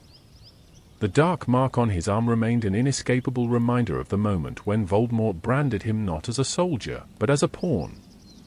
Nor could he erase the choices he had made in fear, the insults, the schemes, the hesitations that had defined his adolescence. Yet what Draco could do, what he resolved to do with a fierce determination, was ensure that those shadows ended with him. Scorpius would not inherit chains of blood prejudice or the suffocating burden of legacy. Every act of love Draco gave his son, every gentle word, every moment of protection, every refusal to pass down the old Malfoy creed, became an act of defiance.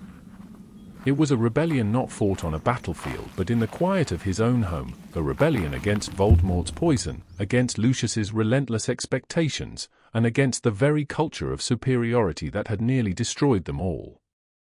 In fatherhood, Draco found a victory Hogwarts had denied him, not through grades or glory, but through love. Draco Malfoy, once the sneering boy who mocked Harry Potter across the Great Hall, grew into a man whose pride no longer rested on wealth, bloodline, or reputation. Instead, it was rooted in the unshakable bond he shared with his child. That bond was not loud or celebrated, it was quiet, steady, and enduring. Through Scorpius, Draco glimpsed both a continuation and a correction. The Malfoy name lived on, but reshaped, cleansed of arrogance, and filled instead with the possibility of kindness. Scorpius became the proof that Draco's life had not been wasted, that all his survival and suffering had led somewhere meaningful. Where Lucius had once sought to preserve tradition at any cost, Draco found purpose in breaking it. In Scorpius, he saw not just his heir, but his redemption, a Malfoy unburdened by the past, free to chart his own path, and perhaps even free to become the kind of person Draco himself had never been allowed to be. For Draco, this was not merely survival. This was renewal. By the time his son Scorpius Malfoy entered Hogwarts, Draco Malfoy had long abandoned the swaggering arrogance of his youth. He had become a quiet man, living in the shadow of his family's history but defined more by fatherhood than by ideology. Yet history has a way of resurfacing, and for Draco, the cursed child era brought both old ghosts and unexpected alliances. Scorpius's arrival at Hogwarts should have been a moment of pride, but instead it was marred by suspicion and cruelty. Rumors spread that Scorpius was the child of Voldemort, conceived through some dark magical plot. The whispers were baseless, but in the cruel ecosystem of the castle, they thrived. For Draco, this was agony. He had lived through the taunts of being Lucius Malfoy's son, but now his own child bore a burden even heavier. The sins of the past had followed into the next generation. Where Lucius had answered mockery with harder prejudice and sharper cruelty, Draco chose differently. He defended Scorpii. Inzelf had been denied. For Draco, Scorpius's innocence and kindness were proof that the Malfoy line could be something new. Where once he had sneered at compassion, he now nurtured it in his son, proud of Scorpius's friendship with Albus Severus Potter, even when it drew the ire of others. This friendship, between the sons of old enemies, became the bridge between Draco and Harry. Where their fathers had clashed in every corridor of Hogwarts, their children formed a bond strong enough to withstand prejudice and gossip.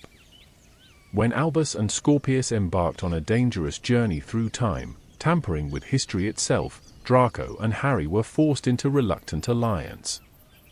For Draco, the partnership was uncomfortable but necessary. The man who had once mocked Harry for every triumph now found himself at his side, united not by ideology but by fatherhood.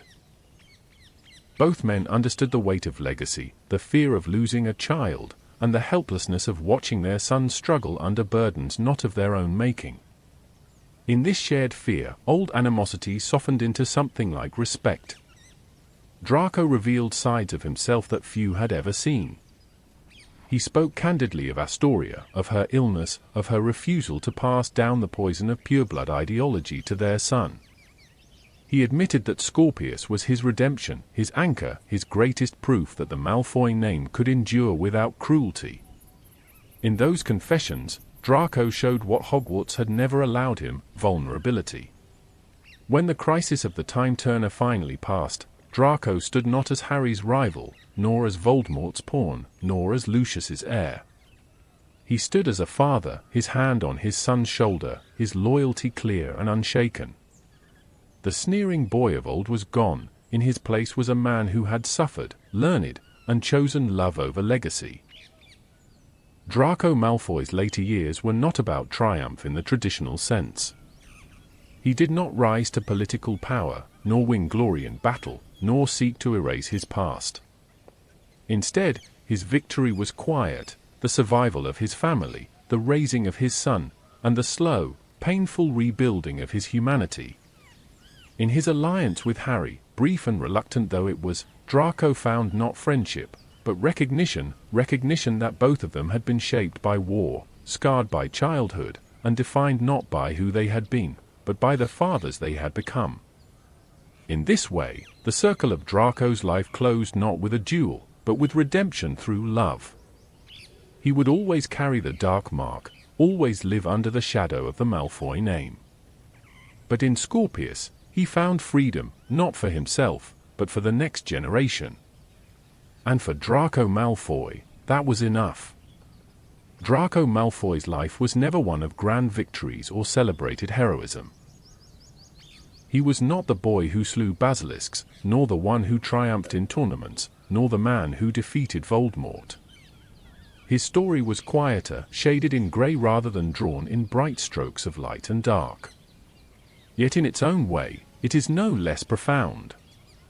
From the moment he first set foot in Hogwarts, Draco embodied the weight of inheritance. He was his father's son, armed with prejudice and pride, convinced that superiority was his birthright. His sneer was his shield, his arrogance his armor. But beneath it all was a boy desperate to belong, desperate to matter, desperate to live up to the impossible standards of a legacy that suffocated as much as it exalted. The war stripped away every illusion Draco Malfoy had carried with him from childhood. The titles, the wealth, the swagger, the sneer, all of it meant nothing when Voldemort turned his cold gaze upon him. Forced into an impossible mission, branded with a dark mark that had been pressed onto his arm as punishment rather than honor, Draco was unmasked before the world and before himself. The proud heir of Lucius Malfoy was revealed not as a cunning strategist, nor a fearless fighter, but as a terrified boy.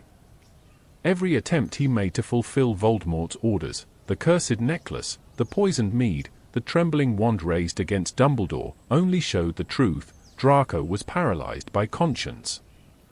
He was not ruthless enough to kill, nor strong enough to resist.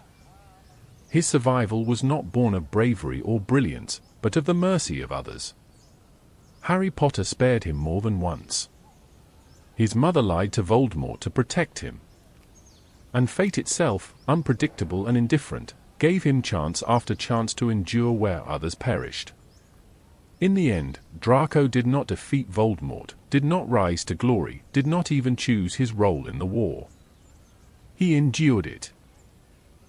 And in a world where survival was uncertain, where death was the expectation rather than the exception, mere endurance became its own form of triumph. His victory was not in conquering others, but in simply living through the storm. Adulthood gave Draco something the war never could: the fragile but precious opportunity to redefine himself. Freed from the immediacy of Voldemort's shadow, he found space to grow into a man apart from the legacy that had nearly destroyed him.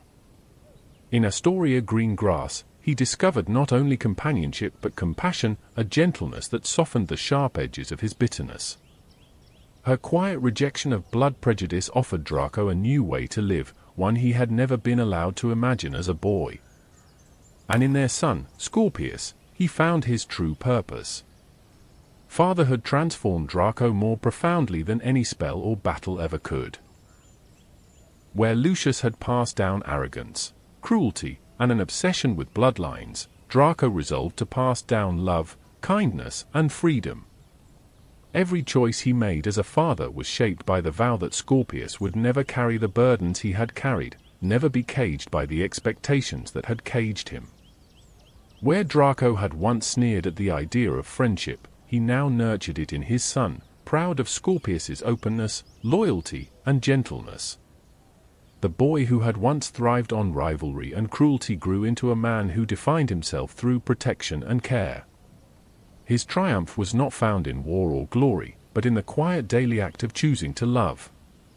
Draco Malfoy will never be remembered as a hero in the way Harry Potter is.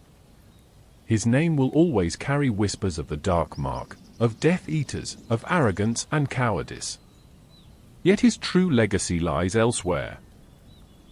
In his refusal to become what Voldemort demanded, in his quiet rejection of his father's ideology, in the way he raised his son to be better than he had ever been. If Draco's youth was defined by a sneer, his adulthood was defined by a simple, enduring truth: he chose love over legacy.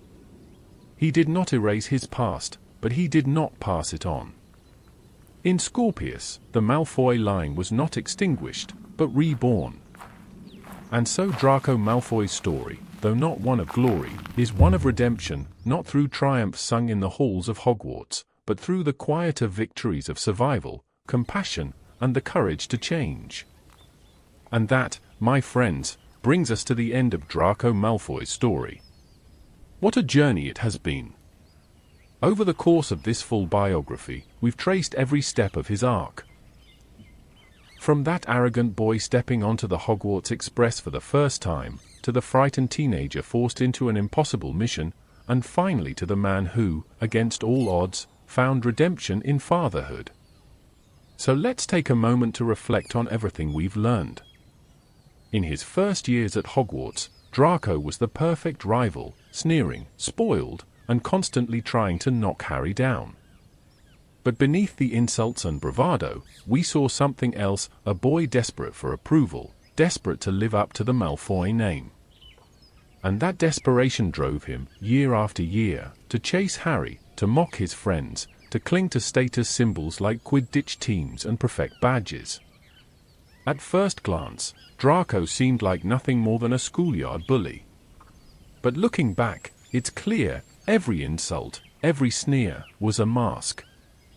He was covering up insecurity, fear, and a longing to matter. By the middle years, everything started to change. The Triwizard Tournament, Umbridge's reign, the Inquisitorial Squad, these moments gave Draco a taste of power, but also revealed just how hollow that power really was. When the Ministry collapsed and Voldemort returned, the floor fell out from under him. Lucius, once Draco's shield and example, was imprisoned. And Voldemort, in his cruelty, placed the burden of punishment not on the father, but on the son. Suddenly, the games were over. No more sneering in corridors, no more petty rivalries. Draco was branded with the Dark Mark and forced into an assassination plot that was never meant to succeed. And that was the turning point of his entire life. In 6th year, we watched Draco crumble under the weight of Voldemort's expectations.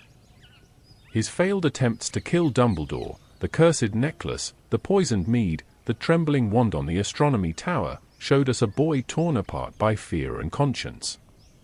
He wanted to protect his family, but he could not bring himself to take a life. And when Snape stepped in to do what Draco could not, it sealed Draco's fate as something he had never expected to be: a survivor, not a killer. From that moment on, Draco's story was about endurance, not triumph. 7th year only deepened that truth. Living under Voldemort's roof at Malfoy Manor, Draco was no longer a prince of pureblood superiority. He was a prisoner in his own home. And when faced with the choice to identify Harry and condemn him, Draco hesitated.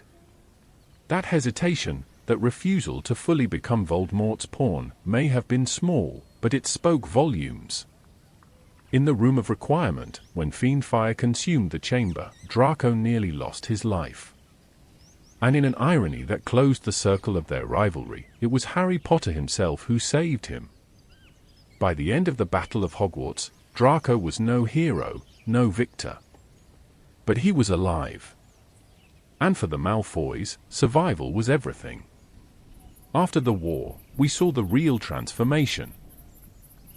Draco could have followed in his father's footsteps, clawing his way back into politics or power.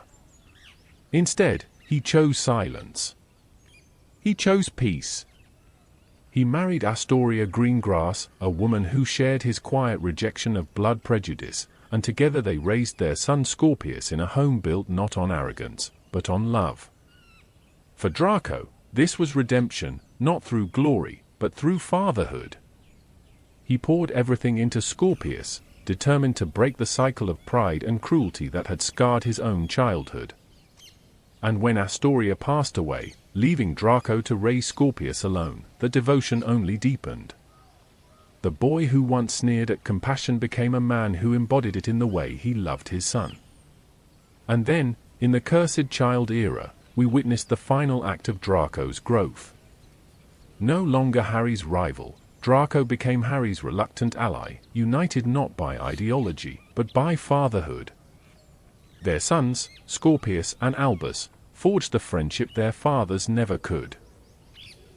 And in the process, Draco and Harry came to see one another differently, not as enemies, but as men scarred by war, bound by family, and shaped by choices they never asked to make. Draco's openness about Astoria, his confession of what Scorpius meant to him, and his willingness to fight for his son proved that he had changed. The sneer was gone. In its place was humility, vulnerability, and love. So what is Draco Malfoy's legacy? He was not the hero of the wizarding world. He did not slay Voldemort, or lead armies, or win eternal glory. But he did something perhaps more difficult. He endured, and he chose to change. He carried the scars of his past, but he refused to pass them on. In Scorpius, the Malfoy line was reborn, not in arrogance, but in compassion. And that, in the end, may be the truest kind of redemption. Now I want to hear from you. After everything we've covered, how do you see Draco Malfoy? Was he redeemed, or was he simply lucky to survive? Do you think he deserved a bigger role in the post-war world, or was his quiet retreat the best ending for his story? Drop your thoughts in the comments. I'd love to see your perspective. And of course, if you enjoyed this deep dive biography, make sure to hit that like button, subscribe to the channel, and ring the notification bell so you don't miss the next character breakdown. We've got more lore-accurate biographies, deep dives into overlooked characters, and explorations of the wizarding world coming your way, so stick around if you want to see the stories behind the stories. And if you want to support the channel even further, consider sharing this video with your friends who love Harry Potter as much as you do. It really helps us grow and keeps us bringing you more long-form content like this. Thank you so much for listening to Draco Malfoy's biography. Check out my channel for other amazing sleep stories, like Harry Potter's diary. Fall asleep to the writing of Harry through his time at Hogwarts. Now it's time for a bonus story. Lay back and let's dive in. You ever think about this? Every student, Harry, Hermione, Tom Riddle, even Bellatrix Lestrange, they all took the same train. Same tracks. Same seats. Same red engine rolling through time like it's part of something bigger. But why a train? Why not brooms, or portkeys, or flue powder? Why enchant a muggle invention with magic so old it nearly tore a hole in the ministry? And how did the Hogwarts Express survive not just one, but 2 dark wars, ghost hauntings, and magical sabotage that could have erased it from wizarding history completely? This isn't just a train. It's a relic. A vault of memories on rails. A spell you can ride. Before we dive in, pause a second. Where are you watching from, and what time is it right now? Seriously. Look at the clock. I want you to remember this moment, because something about this story is going to stay with you long after the video ends. In this video, we're unlocking the real origin of the Hogwarts Express. The secret ministry mission that built it, the ghosts that haunt it, the curses that nearly derailed it, and how the train itself might actually remember the students it carries. And before you get too comfy or drift off, hit like now to help more people find this story. Trust me, you're not going to want to forget what you hear today. Now grab your trunk. Watch the barrier. We're boarding the train that built a school and maybe saved it. The year was 1827, and the wizarding world was in chaos. Every September, the Ministry of Magic found itself frantically dispatching obliviators across the British Isles, erasing the memories of Muggle bystanders who had witnessed inexplicable flashes of green fire erupting from chimneys, winged carriages weaving between clouds, or, on one especially disastrous occasion, a herd of centaur messengers galloping across the Yorkshire Dales carrying first-year's trunks.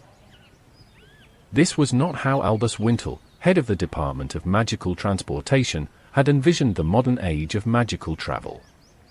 His tea had gone cold again, untouched for the third time that morning, as he stared at the stack of parchment detailing transportation incidents from the latest Hogwarts intake. A portkey had gone off half a minute too early, sending 2 slithering girls spiraling into the underground cellars of Honeydukes.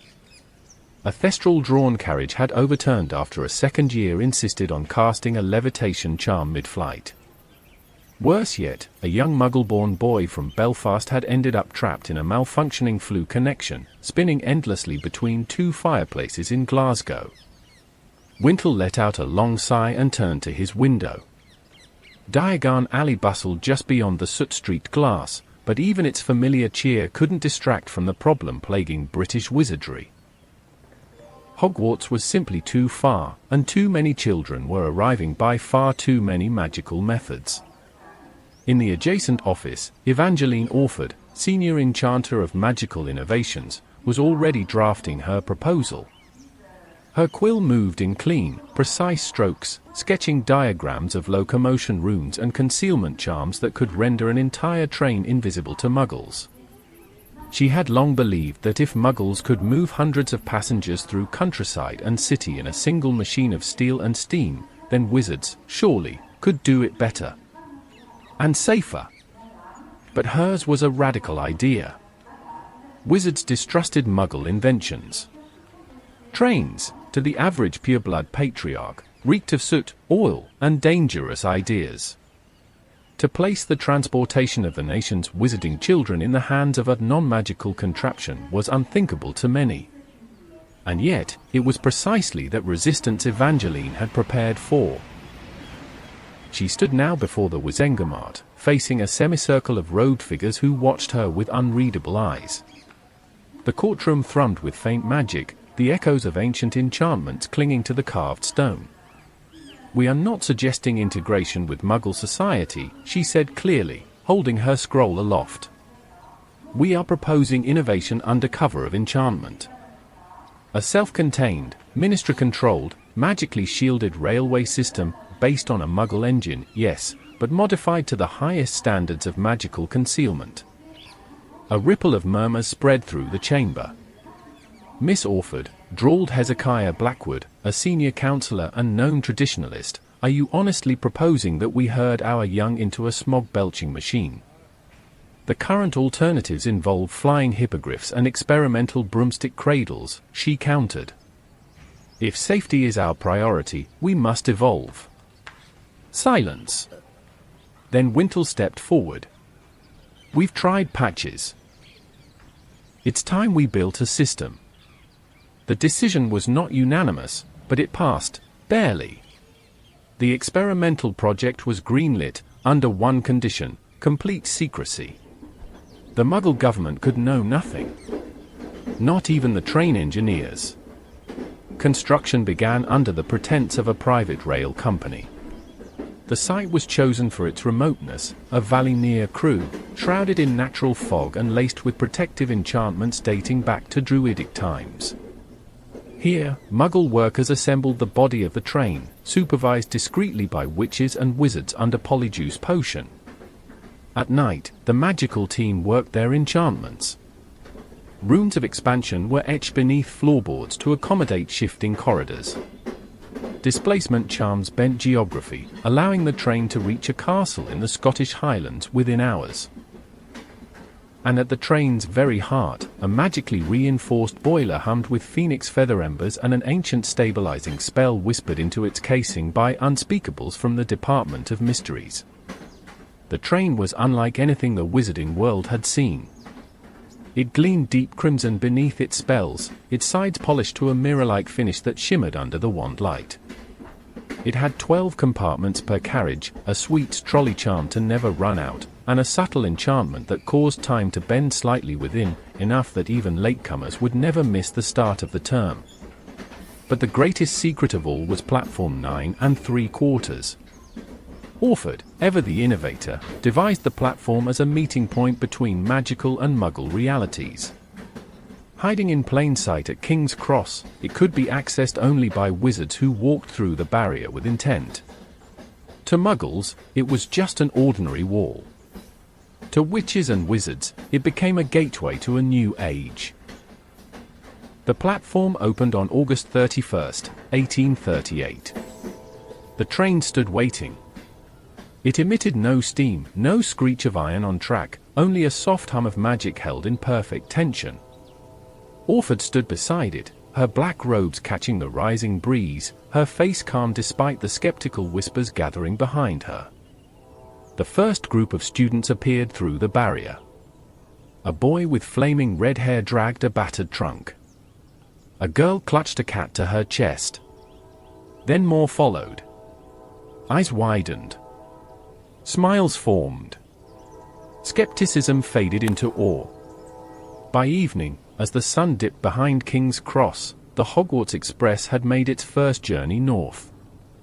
Far in the Highlands, the staff of Hogwarts waited at Hogsmeade Station, unsure what to expect. But the train arrived on time, smooth, silent, and perfect.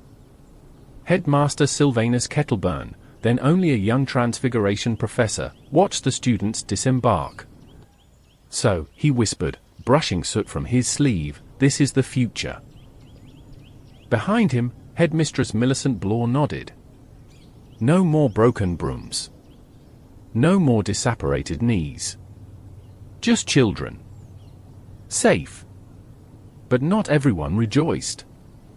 Deep in Wiltshire, at the estate of House Rosier, a letter was crumpled in fury. And in a smoky London tavern, a man known only as Arth swore he would never let his bloodline set foot on that muggle-born monstrosity. The Hogwarts Express, though born in hope, would ride the rails of resistance for decades to come. And yet, it endured.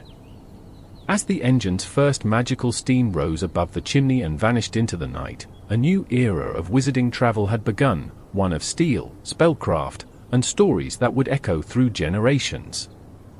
By spring of 1838, the muggle-built shell of the train sat complete in a secluded yard outside Crewe. The air around it shimmered with layered protective enchantments, each woven so tightly that time itself seemed to move more slowly inside its bounds. What had begun as a sketch on Evangeline Orford's desk had become a gleaming crimson giant, a prototype muggle steam engine awaiting a soul. But what Orford and the Ministry had constructed was not yet a Hogwarts Express. It was still a shell, a marvel of muggle engineering, yes, but inert. Lifeless. What it needed now was enchantment, and that meant drawing on magic far older and more unpredictable than many dared to channel. They called in the unspeakables. Not even Wintle knew the full names of the men and women who arrived that June under cover of night, shrouded in robes of storm-cloud grey. The head of the team was a tall, androgynous figure with silver-threaded gloves and no visible wand. They carried a black scroll tube and spoke only once, "Where is the heart?" It was Orford who led them to the boiler. The enchantment would require 3 full nights, conducted under the solstice moon. It was a rite lost to time, revived only through fragmented records kept deep in the Department of Mysteries. The core of it was the Vinculum Arcanum, a binding spell used only on magical artifacts intended to outlive their creators. It required a nexus of ley lines, a vessel of intent, and a source of primal magic. They had the ley lines. Crewe stood on a confluence older than Roman Britain. They had the vessel, the train itself, a thing forged from iron, fire, and intention. But the primal magic? A phoenix feather. Donated, reluctantly, by a bird that had once belonged to a young Albus Dumbledore's ancestor, Persephone Dumbledore, an eccentric transfiguration theorist. The feather was suspended in a sphere of crystal above the engine's core, wrapped in a protective shell of shimmering charms. At midnight, the ritual began. From the scroll tube came words not spoken in 1,000 years. They echoed off steel and stone, making even the Muggle rails vibrate faintly. The unspeakable stood in a wide circle, wands drawn in silence. The train glowed red, then gold, then violet as magical circuits engraved beneath the plating surged to life. The vinculum took hold.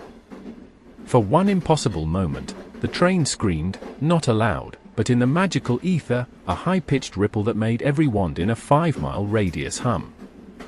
Its voice joined the world's hidden song. Wizards in faraway towns woke from sleep. Centaurs in the Forbidden Forest turned their ears toward the north. The Hogwarts Express had become more than metal. It had memory. But the enchantments were not purely functional. Orford and her team laced the train with spells for comfort and protection. The carriages bore expansion charms and self-cleaning hexes. Enchanted trolleys stocked with sweets would refill with a flick of the conductor's wand. Windows showed not just the outside but also illusions of fine weather, even during storms. More importantly, safety spells were layered like lacquer.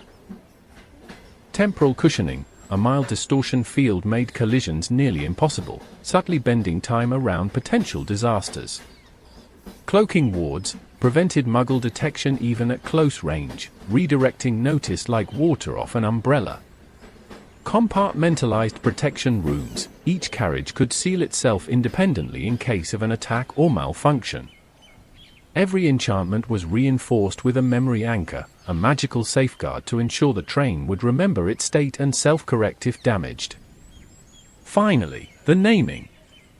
It was Wintle, of all people, who wrote the name across the engine side with his wand, Hogwarts Express. The letters shimmered briefly, then settled into gold-lined serif script. The train seemed to inhale deeply. A rush of warm air hissed from its vents. "That's it," murmured Orford, her voice shaking. "It's alive." Still, there remained one final test: concealment within the Muggle world. The train needed to appear nowhere on paper and everywhere by magical intent. The Ministry's Misuse of Muggle Artifacts Office collaborated with the Department of Magical Transportation to embed the entire train with displacement glyphs, spells that would allow the train to exist within invisible space. It would operate on Muggle rails, but Muggles would never see it, hear it, or remember it had passed. The greatest triumph, though, came from Orford herself, the platform convergence charm. Inspired by her extensive research into spatial magic, Orford created the spell that would make platform 9 3/4 viable.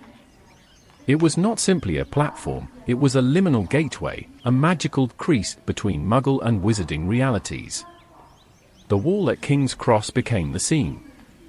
Crossing through with intent would fold the world slightly, slipping the traveler between the folds like a letter in an envelope. To test it, Orford herself sprinted into the wall between platforms 9 and 10 one rainy morning in late July. She disappeared. Wintle nearly fainted. Then she reappeared seconds later, smiling and soaked with magical condensation. "It works," she said. And it did. By August, the train was ready. Hogwarts faculty visited in secrecy, inspecting the compartments and noting the spell work. Professor Septimus Kettleburn suggested installing a small enchanted compartment for creatures and pets. Professor Mereable Thistlethwaite tested every charm, her spectacles fogging with delight. And on August 31st, the Hogwarts Express rolled for the first time from its hidden chamber into the magical fold of platform 9 3/4. It whistled, not with steam, but with a magical resonance tuned specifically to the frequency of the Hogwarts wards. It was both a call and a promise: the school would be ready. That night, Orford sat alone in the engine compartment, her hand resting on the now cool crystal housing the phoenix feather. The cabin glowed faintly, more alive than ever. She whispered, "Carry them well." And the train, in its way, seemed to answer, its lights flickering in quiet acknowledgement. The morning of September 1st, 1839, dawned cool and mist-laden, the skies over London heavy with the scent of damp cobblestones and soot. Beneath King's Cross Station, veiled between the bustle of Muggle commuters and ironclad locomotives, a marvel of magical engineering waited in perfect stillness, the Hogwarts Express. Platform 9 3/4 was hidden in plain sight, its shimmering boundary humming faintly as ministry officials, cloaked in civilian garb, patrolled the station. Above the roar of Muggle trains and the clatter of luggage trolleys, the air on the magical platform was tense with expectation. Evangeline Orford stood at the foot of the train, her ministry robes pristine, her expression unreadable. She held a clipboard, though she scarcely looked at it, her eyes fixed on the barrier as the first wave of students approached. From the Muggle side, they appeared to vanish into the stone wall, one by one, pairs of parents and children hurtling through the hidden seam in reality. From the magical side, they emerged with laughter, surprise, and wide-eyed wonder. The crimson engine loomed before them, its polished sides glinting in the morning haze, letters inlaid in gold, Hogwarts Express.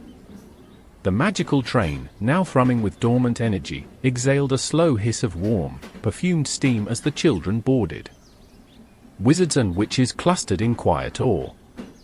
For most, this was their first glimpse of the enchanted marvel whispered about in the Daily Prophet and discussed in hushed tones in tea parlors and apothecaries. For others, particularly those with pure-blood heritage, it was a bitter pill, a symbol of unnecessary mingling with Muggle technology. Among the latter stood Alistair Black, his expression sharp beneath a black bowler hat, arms crossed as his young cousin prepared to board. "This is folly," he muttered to no one in particular. "A Muggle engine dressed in spells. My ancestors travelled by enchanted galleon through the sky, not in iron coffins." The conductor, a squat, cheerful wizard named Grimble Bunch, blew a gleaming brass whistle. It sang a single, high-pitched note across the platform, and the doors to the carriages slid open with an audible click. The students, ranging from wide-eyed first years to smug fourth years, scrambled aboard with chatter and dragging trunks. At 10:56 a.m., the doors closed. At 10:59 a.m., steam hissed softly from beneath the engine. And at 11 a.m. sharp, the Hogwarts Express rolled forward for the first time. Inside, the ride was like nothing the children, or their families, had ever experienced. The carriages were warm and brightly lit, charmed to smell faintly of cinnamon and parchment. The seats cushioned themselves to each passenger. Charms whispered around the ceiling created subtle skies, reflecting the countryside's passage in soft magical illusion.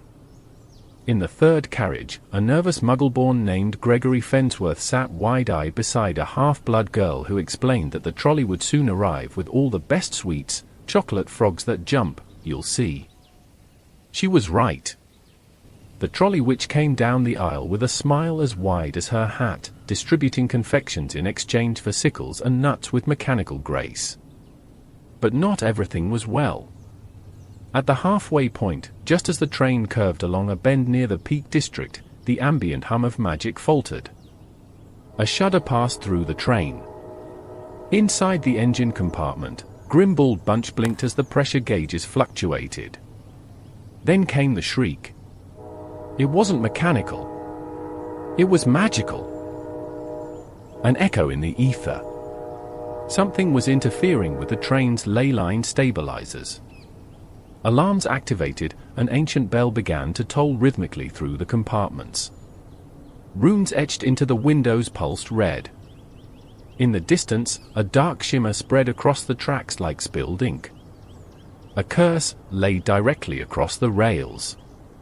Someone had tampered with the route.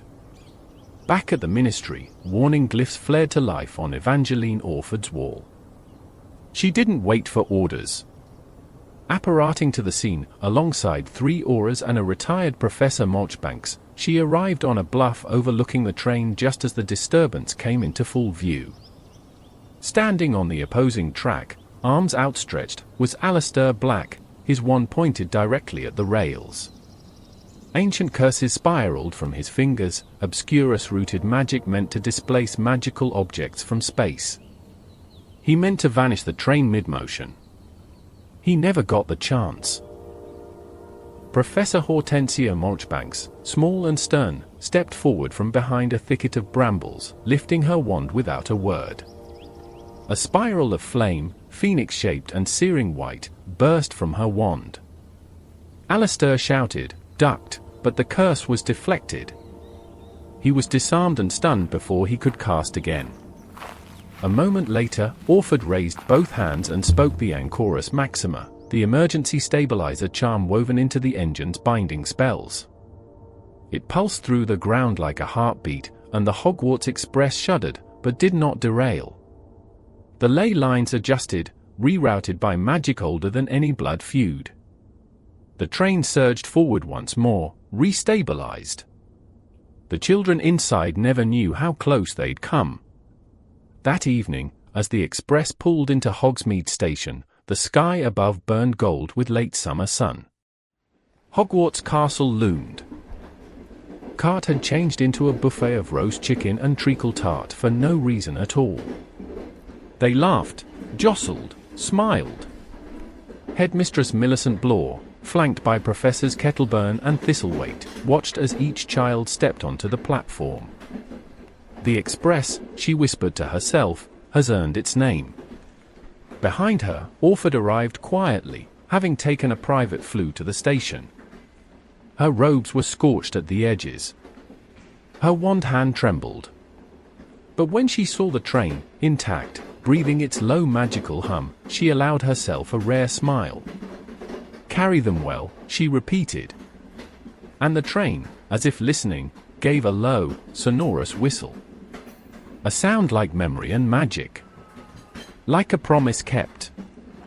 The year was 1892, and the Hogwarts Express was now a fixture of magical life. Generations of witches and wizards had boarded its warm compartments and watched the Muggle world fade into the countryside, enchanted trolleys rattling past with promises of pumpkin pasties and cauldron cakes. It was tradition. It was comfort. It was safe. So when the dining car door slammed shut on its own, and stayed locked for the entire journey on the 1st of September, it sparked more than curiosity. It sparked fear. It began with fog. Not the gentle wisps common on Highland mornings, but a dense, unearthly fog that seeped in through the cracks of the train's ornate windows, curling around boots and swirling across compartments like ink dropped in water. In carriage 7, a Ravenclaw 5th year named Agnes Blythe looked up from her copy of Magical Mechanisms of the Modern Era and frowned. Did the wards drop? She asked aloud, but her classmates only shrugged. In the next compartment, a first-year Muggle-born named Daisy Pindlehook watched with wide eyes as her chocolate frog leapt from its wrapper and vanished mid-air. A moment later, the room grew cold. Very cold.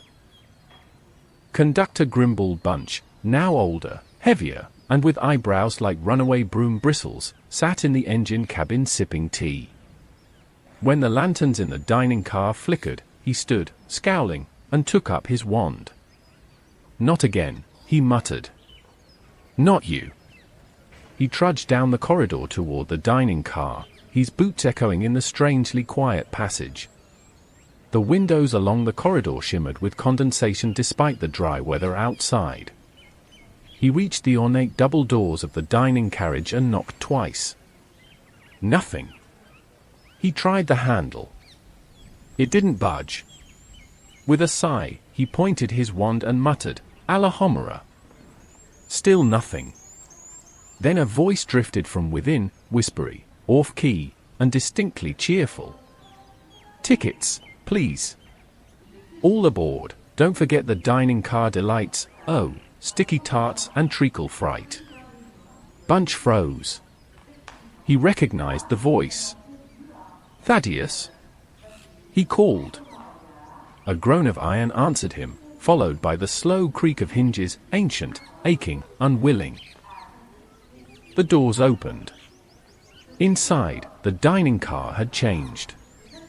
The usual warm mahogany tables and red velvet booths were replaced by long banquet tables covered in cobwebbed platters of long-rotted food. Silverware floated in the air, spinning gently. Candles hovered over each table, flames burning blue.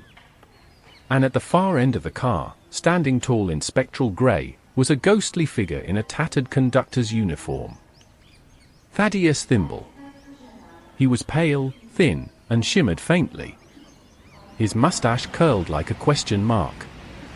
His conductor's cap sat slightly askew, and one ghostly hand clutched an old puncher, worn from centuries of phantom use. "Ah," Thaddeus said, smiling. "A guest?" Thaddeus Thimble had been the original assistant conductor of the Hogwarts Express, a cheerful, obsessive man who had insisted on checking every single ticket personally, even when the number of students grew to several hundred. He had died on board the Express in 1857 during a freak magical lightning storm over Loch Shiel, struck while protecting a group of second years from a ruptured containment rune. He had died a hero. But unlike most, Thaddeus had not moved on. He had refused to disembark. For years after his death, he'd been absent. Until now. "Thaddeus, this is not the time," Grimald said, stepping into the eerie car, wand at the ready. "You're frightening the students." Thaddeus tilted his translucent head. "But the train, she remembers me. She called me back." "She didn't," Grimald said gently. "You came of your own." "You're welcome, but this," he gestured around at the cold, the fog, the floating utensils. "This is no way to announce yourself." A pause. Then Thaddeus blinked. "I thought it would be festive." The train gave a sudden lurch. In carriage 3, a Gryffindor fourth year named Elias Merriweather spilled pumpkin juice all over his robes and yelled, "Oi!" What was that? Agnes Blythe, always ready, stood. "Spectral displacement," she murmured. "The ghost is integrated into the core wards now. We're sharing magical pressure." Back in the dining car, the temperature dropped again. Grimble took a step forward. "Thaddeus," he said slowly, "do you want to stay?" The ghost considered. "I never left." "Then stay. But do it properly." Thaddeus nodded solemnly, and with a wave of his ghostly hand, the rotting platters vanished. The blue candle flames warmed into golden glow. The tables reappeared, clean and set. Even the cobwebs folded into nothingness like paper in firelight. The fog dispersed. And Thaddeus Thimble took his place beside the trolley which, holding out his ancient puncher and beaming with pride. "Tickets, please," he whispered. The news of the haunting spread quickly through the school, and by October, students looked forward to seeing old Thimble at the start of each journey. Some claimed he could predict what house a first year would be sorted into just by glancing at their trunk. Others said he whispered advice, avoid the third-floor corridor this term, or shared stories of the train's hidden compartments. Professor Marchbanks returned to inspect the magical integration and declared, with a sniff, well, as long as he's helpful. The ministry considered removing him but ultimately ruled that so long as he causes no spectral disruptions or emotional trauma, he could remain as honorary conductor emeritus. Thaddeus Thimble's presence became part of Hogwarts lore. He never left the train, not even during the summer months. Some said he spent those days polishing spectral railings or whispering jokes into the firebox, keeping the magic alive. And every September 1st, when the lanterns flickered just before departure, a faint, familiar voice would echo down the carriages. "All aboard, the Hogwarts Express." The autumn of 1942 arrived with an unnatural stillness in the wizarding world. Far beyond the protective charms of Hogwarts and the invisible rails of the Hogwarts Express, shadows lengthened. Across Europe, Grindel's name was no longer spoken with fear, it was spoken with reverence by his followers and dread by the rest. Wizarding families whispered of disappearances, betrayals, and alignments once thought impossible. In Britain, the Ministry walked a tightrope. Officially, it denounced Grindel. Unofficially, it feared provoking him. Yet through it all, one constant remained: the Hogwarts Express continued to run. It was not without risk. The train, once a marvel of innocence and exploration, had become a target. Not by Grindel directly, but by sympathizers within the Isles, radical pureblood supremacists and disillusioned magical theorists who believed Hogwarts should only educate the worthy. They viewed the train as a symbol of inclusivity. The great crimson equalizer that carried Muggleborns and purebloods alike in the same carriages, with the same sweets, and the same warm steam drifting from its enchanted chimney. So they plotted. They cursed sections of track. They released Confundus-charmed manticores onto the lines near Inverness. They tried, repeatedly, to disrupt the journey. But the Express endured. Thanks to the work of unsung heroes. One such hero was a fourth-year Hufflepuff named Elias Dawlish, half-blood son of a Muggle mechanic and a Ravenclaw curse-breaker. Quiet, bookish, and awkward, Elias had an unusual affinity for wards, especially magical patterns based on Muggle circuitry, something he'd studied obsessively from his father's engineering journals. On September 1, 1942, Elias was seated in carriage 8 when the train jolted to a halt in the Cairngorms, far earlier than it should have.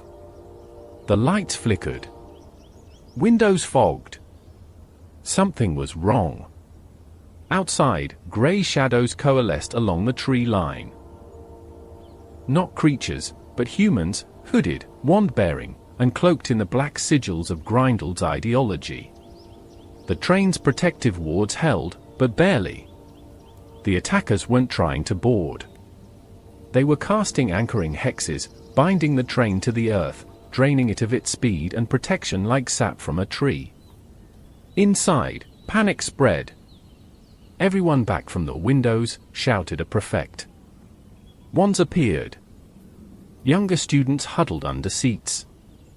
The trolley witch, older now, face-pinched with fear, pressed her palm against the dining car's hidden compartment, activating a defensive shield that flickered blue across the windows. Elias Dawlish, heart-pounding, ignored the chaos. He dropped to the floor, opened his enchanted toolkit, and pried open a small brass panel beneath his seat, the emergency rune manifold. It was supposed to be accessed only by Ministry personnel. But Elias had studied the diagrams. He knew the magical logic of the Hogwarts Express. While outside hexes cracked the outer shell of the train's charmwork, he reached inside the manifold and laid his hand across the core glyph, Repulsio Magnus. It had been dormant for decades, an emergency failsafe designed to eject magical interference using a pulse of compressed magical force. He whispered, "Sir, get Ignis." The glyph flared. A burst of invisible energy exploded outward from the train, invisible but ferocious. The hex lines cracked. The attackers stumbled. Their cloaking charms disintegrated.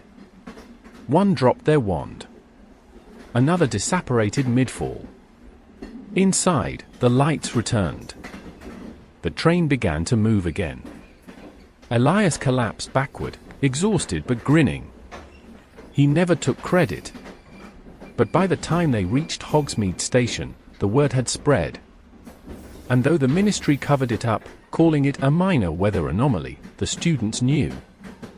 And Hogwarts awarded him a Medal of Magical Merit at term's end. That incident was one of many. In 1944, a Dementor swarm crossed the rails near Fort William. The train, thanks to wards renewed by Professors Dippet and Dumbledore, withstood their chilling presence. A trio of sixth-year Gryffindors cast simultaneous patronuses from opposite carriages, forming a protective corridor of silver mist. In 1945, during the Battle of Nuremberg, the Hogwarts Express was rerouted through Wales for the first time in its history. Its journey slowed but never stopped. A Muggle-born girl from Cardiff later wrote in her diary, "The train felt sad that day. Like it knew something big had ended. But also, like it was proud." In those years, the Express became more than transport. It became sanctuary. Headmaster Ditpet began a tradition of greeting students at the station personally. The train staff added extra compartments for privacy, counseling, even, briefly, a traveling owlery for students worried about families abroad. And within the walls of the carriages, something else stirred. A consciousness? Perhaps it was the cumulative effect of years of protective enchantments, or the presence of so many powerful emotions, fear, hope, laughter, loss, but the Hogwarts Express developed a quiet sentience. It adjusted the temperature if a child was crying, shifted windows to show more peaceful landscapes. On rare occasions, it would subtly extend the journey by a few minutes, as if giving a nervous first year more time to prepare. No spell caused this. It simply happened. A testament to the magic of place, memory, and purpose. By the end of the war, the Express had earned a new nickname among students: the Red Sanctuary. In a world that had torn itself apart with ideology, blood, and betrayal, it remained a steel promise winding through moors and hills: you are not alone. You are going home. And the train never forgot. The station was noisier than usual. King's Cross, ever humming with Muggle chaos, seemed especially frantic on the morning of September 1st, 1991. Children shouted. Trolleys rattled. Steam hissed from iron beasts bound for far more ordinary destinations. The Great Hall buzzed with mundane movement, but not on platform 9 3/4. There, behind the concealed stone barrier, an ancient presence stirred. The Hogwarts Express, crimson and gleaming, waited with ageless patience. The train had, over the years, acquired the weight and warmth of identity, was more than bolts and enchantments. She remembered voices, feet pounding down corridors, the weight of trunks filled with spellbooks and secrets. She remembered the war. She remembered fire. But today, she felt something different. Something unfamiliar. A presence like a spark, barely restrained. Trembling magic, pure and raw, walked through the barrier and onto her platform. A boy, thin, pale, clad in oversized Muggle clothes, dragging a trunk far too large for his frame. The train noticed him the way a tree might notice lightning approaching, drawn, uneasy, alert. Harry Potter. She didn't know his name, not yet. But she recognized what he carried. The boy looked around in awe, his green eyes wide with wonder. Behind him, a red-haired boy shouted something to his mother, and a moment later, a whole crowd of Weasleys spilled onto the platform like warmth and chaos in human form. Harry watched them, tentative, hesitant. The train watched him. It had seen orphan children before. Seen the lonely, the proud, the terrified. But never one like this, scarred in ways deeper than the lightning bolt on his forehead. She could feel it. The echo of curses not entirely faded. A lingering darkness pressed into his very bones. When he stepped into the corridor of carriage 5, the temperature adjusted by 1/2 degree. Subtle, just enough to ease the tension from his shoulders. Not magic cast, but magic remembered, a gift the train had learned to give. He walked slowly, staring at the polished wood, the enchanted windows, the compartment doors with golden handles. Behind him, the Weasley twins chattered. A girl with bushy brown hair asked if the trolley carried ginger newts. Somewhere, Thaddeus Thimble passed through a wall humming a cauldron full of hot, strong love. And then, "Can I sit here?" A red-haired boy, freckled and awkward, stood at Harry's compartment door. Harry hesitated. Sure. The Express, observing quietly, shivered with certainty. This mattered. As the train pulled away from the station, the gentle chug of her enchanted engine echoing through brick and mist, the journey began. Not just for the children, but for something far larger. The world shifted slightly on its axis. Inside the compartment, Harry and Ron Weasley fell into easy conversation. The train listened. They spoke of chocolate frogs and famous witches' cards. They compared hand-me-down robes and spellbooks, marveling at the unknown. When Hermione Granger entered later, eyes bright and voice quick, the train noted the rhythm change. Like a new harmony added to an old song. She was the kind of child who asked questions of the windows, who tried to trace the enchantments in the ceiling paneling. When Neville Longbottom wandered in, asking about a lost toad, the train offered a faint magical nudge, guiding him toward kindness, pushing their paths closer. It had done this for decades. Gently. Unseen. As the train crossed into Scotland, winding past locks and over enchanted viaducts, the Express allowed itself a rare indulgence. It remembered. It remembered James Potter and Sirius Black, laughing in Carriage 9. It remembered Lily Evans, reading aloud to a nervous first year beside her. It remembered Severus Snape, silent and fuming, staring out a window at clouds that mirrored his heart.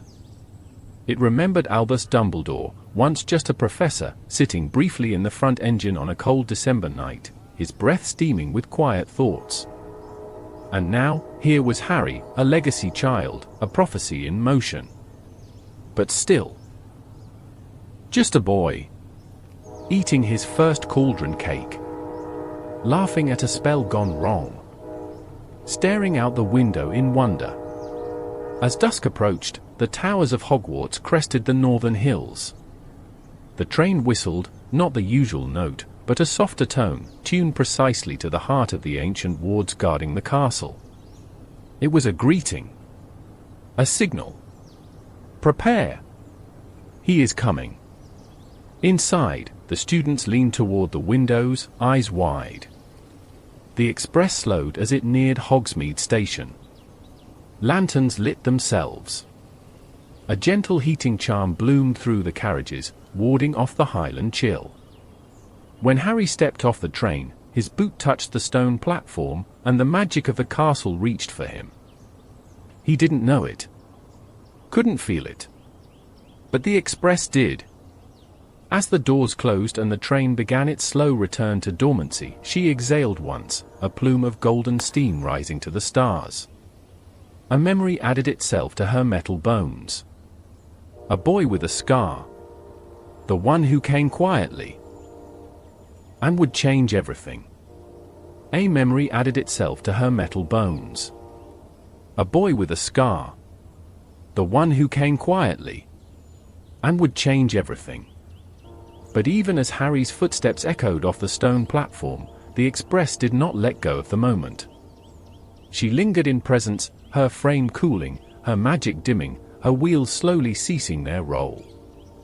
This pause, brief and unnoticed by students, was her private ritual.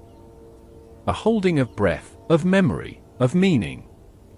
The platform emptied quickly. Luggage was whisked into enchanted carts. First years were guided by a half-giant who smelled of earth and kindness. The others marched toward carriages pulled by beasts not yet visible to their young eyes. And still the Express watched. She felt it, the echo of prophecy clinging to Harry's robes like invisible mist.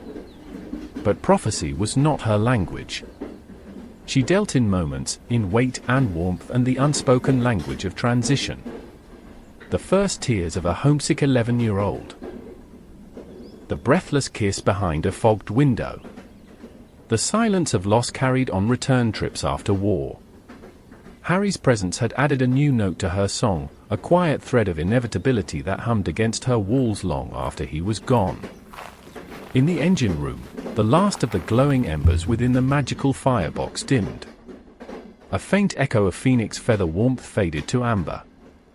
The control panel runes slid into dormancy, their light sinking into the brass plates like fireflies retreating for the night. Outside, the mist deepened. The Hogwarts Express was alone again. But not lonely. Inside carriage 5, still scented faintly of treacle and peppermint, something curious occurred. A chocolate frog card, forgotten on the windowsill, began to flutter. Not from wind. From resonance. The portrait of Albus Dumbledore inside glanced up, as if he too had noticed the shift. His eyes met the train window. "Ah," he whispered. "So it's begun." And then he winked, yes, quite definitely winked. And vanished from the card, leave. The safe, flickering lanterns. And now, added to that vast tapestry of memory, a lonely boy's small smile as he shared his very first pumpkin pasty. A red-haired boy's eager talk of chess and family and spells he hadn't yet mastered. A girl's curious eyes cataloguing magic with awe and longing. A soft-spoken child who'd lost a toad and found, instead, connection. Small things. Beautiful things. That was how legends began. By midnight, the Express had tucked herself away in her hidden siding, miles beyond Hogsmeade, wrapped in fog and memory. Her tracks shimmered faintly, cooled by enchantment, encircled by wards so old their runes had grown into the trees. She slept. But not deeply. In her slumber, she dreamed. Of red steam and golden light. Of children laughing. Of a boy with a scar. And of the moment, inevitable and immense, when she would carry him again. Years from now. Wounded. Changed. But returning. She would carry him to battle. She would carry him to hope. She would carry them all. Because that was her promise. Her purpose. The Hogwarts Express did not just carry students. She carried generations. She carried the future. It had been 1 year since the Battle of Hogwarts. The castle had been rebuilt. The Forbidden Forest had healed. The Ministry had purged itself of corruption, slowly, painfully. But the scars remained. And yet, on the 1st of September, 1999, Platform 9 3/4 once again thrummed with life. The Hogwarts Express stood waiting, her paint freshly polished, her brass fittings glinting beneath morning sun. She whistled once, softly, like a sigh, and opened her doors. She was ready. Children swarmed the platform, some laughing, others weeping, some wide-eyed and clinging to parents' hands. New names. New houses. New fears. But the rhythm was familiar. Some, though, were not new. Among the crowd walked Professor Minerva McGonagall, clad in emerald green, her expression stern but softened by a rare smile. She paused at the train's engine, one hand brushing against its warm metal as though greeting an old friend. "You're still here," she whispered. The train gave a low hum in response. She turned as a voice rang out. "You're talking to it too, then?" Luna Lovegood, dreamy-eyed and now working with the Department of Magical Creatures, approached, a satchel of scrolls on one shoulder and a pair of charmed spectacles perched atop her head. "I believe it's semi-conscious," Luna said calmly, peering into the chimney with interest. "There are traces of ancient ley-bound runes I've never seen elsewhere. I think it runs on a combination of phoenix memory and ambient childlike wonder." McGonagall raised an eyebrow. "I was just saying hello." "Ah. Well. It remembers you." A special ceremony had been organized for this particular ride. The Ministry, eager to honor the centennial-plus legacy of the Hogwarts Express, had invited veterans, professors, and magical historians for a commemorative departure. Journalists milled about, snapping pictures. A plaque was unveiled on the platform's stone wall. "Steel and Memory, the Hogwarts Express, in honor of every journey, every child, and every future it carried. As the speeches began, the train herself remained silent, dignified. But within her core, something stirred, old magic vibrating like a heartbeat. She remembered. She remembered the cries of children in the 1940s. The laughter of pranksters in the 70s. The silence of fear in the early 90s. The sudden weight of absence when beloved names stopped appearing each September. She remembered Fred Weasley. She remembered Colin Creevey. She remembered Remus Lupin, once slouched in carriage 6, hand gripping a cane of silver-bound yew. And yet, she also remembered recovery. Neville Longbottom, now a professor, entered her compartment with confident strides. He sat in carriage 2, where he once cowered from Slytherins, and smiled at a nervous first year who couldn't stop asking questions. Hermione Granger boarded alongside Ron, now parents. Their daughter, Rose, peered out a window as the train gave a faint shudder of recognition. Even Harry Potter, quiet and weary, appeared at the edge of the platform. He didn't board. Not this year. But he placed a hand on the steel edge of the engine, eyes distant. He didn't speak aloud. He didn't have to. The train heard him all the same. Inside, the dining car had been restored to its original splendor, with gilded menus and floating lanterns. Thaddeus Thimble, ever faithful, appeared once to check compartments before fading back into the ether. The trolley witch sang quietly as she arranged her sweets.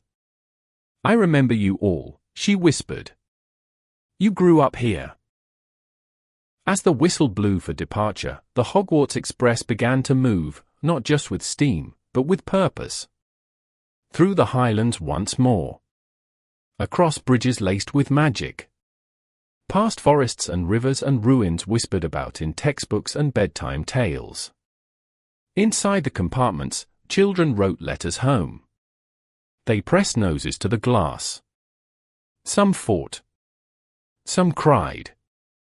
Some fell in love before the train reached Hogsmeade. And the Express absorbed it all. In her dreams that night, the train recalled everything. Evangeline Orford's hands in soot and parchment. The shouts of ministry officials debating tradition. The first click of wheels on enchanted rails. The fear of war. The joy of reunions. She dreamed of flames and frost, of flying letters and quiet revelations. She dreamed of every face. Every year. And when dawn rose again, she knew. She would keep dreaming. Because that was her gift. The Hogwarts Express did not simply carry students. She carried stories. And stories, like magic, never truly end. And there you have it, the untold, canon-inspired tale of the Hogwarts Express, from its magical invention under secrecy, to ghostly encounters in the dining car, to the terrifying days of war, and finally, to its enduring legacy as a symbol of hope, memory, and generations of magical journeys. We learned how witches and wizards, desperate for safe transport in the early 1800s, transformed a Muggle steam engine into something alive with enchantment and purpose. We met visionaries like Evangeline Orford, spectral conductors like Thaddeus Thimble, and brave students like Elias Dawlish, all of whom shaped the Express into the icon it is today. But here's the thing, the Hogwarts Express doesn't just carry students. It carries stories. And if you've made it this far into this story, you're exactly the kind of person who wants to keep exploring the secrets of the wizarding world. We know the Express leaves from platform 9 3/4. But in what real-world year did J.K. Rowling first reveal the full backstory of the train on Pottermore? Drop your answer in the comments below. I'm watching for the clever ones. And hey, if you enjoyed riding along through the lore today, don't forget to subscribe for more magical deep dives. I've got plenty more where this came from, unsolved mysteries, magical inventions, character breakdowns, all the juicy bits buried in the books and beyond. If this ride through wizarding history gave you chills, you'll love the one where we crack open the mystery of Harry Potter's diary. That one's linked right here on the end screen.